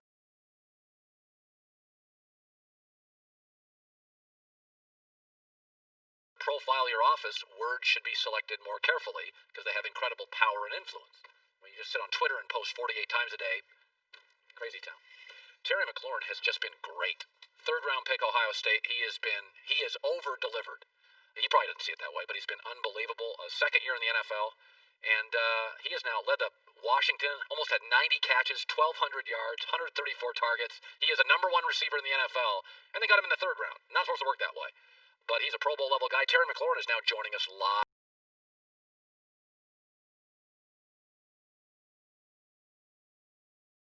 He's also an Ohio State Buckeye, so I know he's in a pretty good mood. He's an Ohio State Buckeye. And first of all, you've been great, and not everybody is great. This is a hard league. When did you know, first practice, you got into the NFL and you thought, hey, I'm pretty good. This is going to work out for me. When did you know? Everything happened so fast once I got here. I was getting first team reps a little bit. I was doing special teams, so my head was kind of spinning. But when I got in, because I didn't play special. I didn't play in the preseason.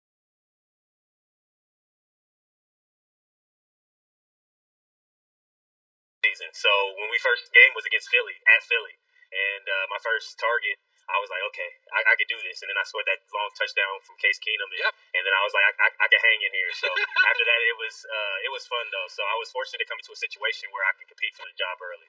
Hey, listen, Alex Smith is an amazing story. I know Alex. You're starting to be a star. He's now going to be leaving soon. What do you take from Alex? What does he teach you? What is it like to be around a guy that's had 17 surgeries in 1 year in his leg? Yeah.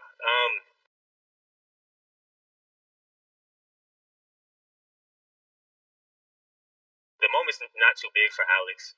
His poise, no matter what he's been through, from his 17 surgeries to the ups and downs of the season, to being hurt and having to be called upon to help us get into the playoffs. I mean, no moment is too adverse for him. And, he doesn't make it about him at the end of the day. It's always about the team. It's always about how he can help us, put us in the best situation to be successful. And you always want to go to a battle for a guy like that. I mean, I've had some things that I've been dealing with this year, but seeing all the things that he's been dealing with, it pales in comparison. So I'm glad he's on our team. And, I don't know how much longer he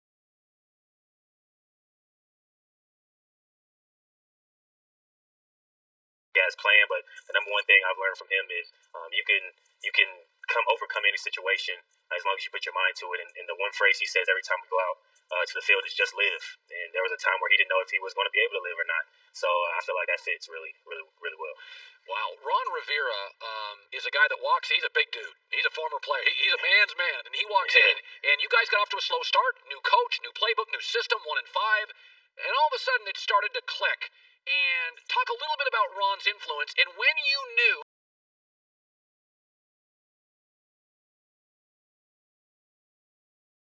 In this season, you're like, okay, now we're all kind of gelling. Yeah, when we were going through our ups and downs in the season, Coach Rivera, the message stayed the same, and it started with the way we were practicing. We had to bring more intensity to practice. We had to bring more consistency to practice, and we started to seeing the benefits of that during our games. Playing four-quarter football was one of our Achilles' heel. I feel like we would have great first halves, and we had tough second halves. We'd have great second halves and have tough first halves. So I feel like over the course of the season, we've really played more consistently. I feel like, although.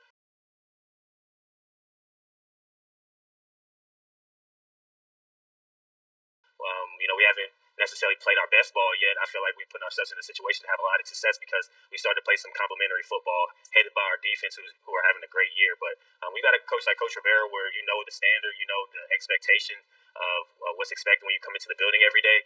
It gives a sense of clarity throughout this whole building that has been very refreshing for us this year. So to see what he's been going through, and it seems like he hasn't even missed a day, missed a step. The energy that he comes with every day is really cool. So your Buckeye buddy Chase Young's out there talking some smack. And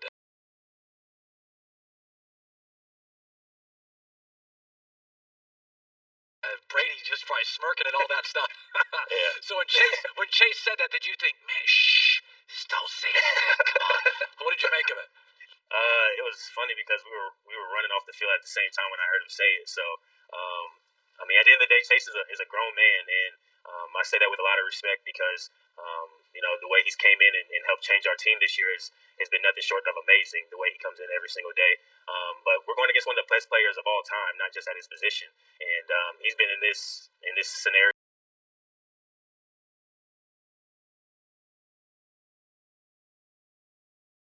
more times than we can count. And this is my first playoff game, and this is probably his 40th or something like that. You know what I mean? And they're going to be very poised coming in here. They're going to be ready, and they got a very great offense and a good defense coming in here. But Tom knows what it's like to be in these situations, and I feel like Chase is going to come out and try to back up what he said. But I like his confidence, and we're going to try to support and rally around him and have a good game on Sunday. By the way, one of 8 players with 1,000-plus receiving yards in 15 or fewer games this season, Terry McLaurin, if you're listening on radio, is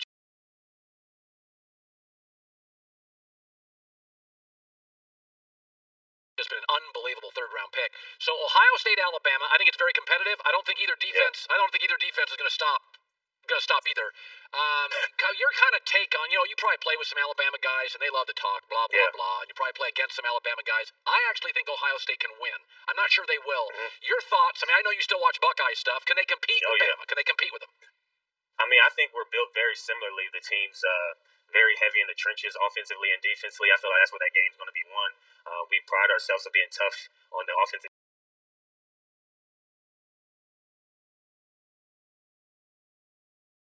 defensive line, and they're going to have to control the line of scrimmage, get some pressure on Mac Jones, and try to limit those big plays from Devontae Smith and a lot of the dynamic players that they have, Najee Harris. But we got dynamic players too. We got Justin Fields, we got Chris Olave. Trey Sermon is playing really great right now, Garrett Wilson. So, I feel like it's going to be a heavyweight fight, and that's why you come to Ohio State to play in these big games. But I probably have about 8 or 9 Alabama teammates on my team right now, so I'm not going to make any predictions. But just in case, I got plenty of gear for them if it comes out on the right side. Well, you're an incredibly easy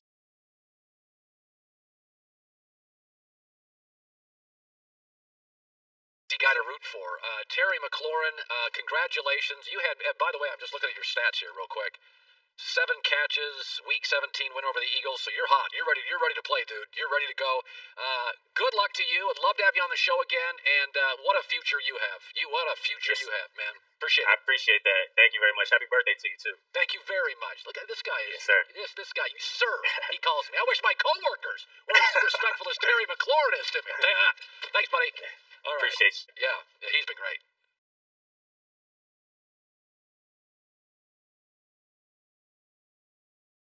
By the way, when you listen to him, and just the way in which that's a professional athlete.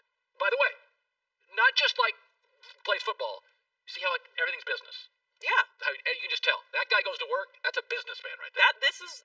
He is an example of why the NFC East, there's a lot of pressure on Philadelphia to get it together. They're going to be a lot better next season. The Giants are getting better. Cowboys are getting Dak back. I'd like to say this to the rest of the staff. Did you notice how he treated me? Almost bordered on respectful. One day of the year I get treated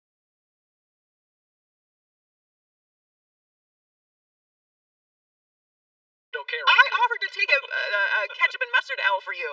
You did. You got, folks. Sometimes, Joy, I'm not even going to get into specifics. A couple days ago, I learned something in the morning. I just couldn't even. I thought about it all day. I couldn't even figure it out. And then this morning, you gave me oatmeal cookies. Yes. And then, and you were so nervous on the Nick Wright thing. 2 times since we've done this show, I've looked over to you, and you were nervous. What was the other time? I got emotional one day about. You weren't nervous. You were. It was during some of the social unrest. Okay, I got very nervous.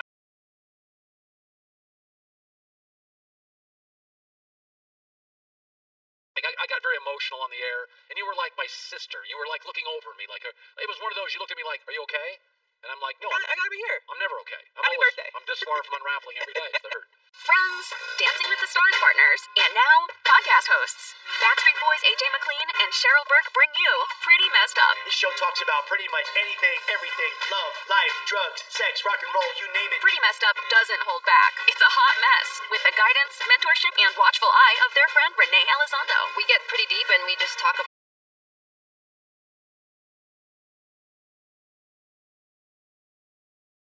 everything. Listen to Pretty Messed Up on the iHeartRadio app or wherever you get your podcasts.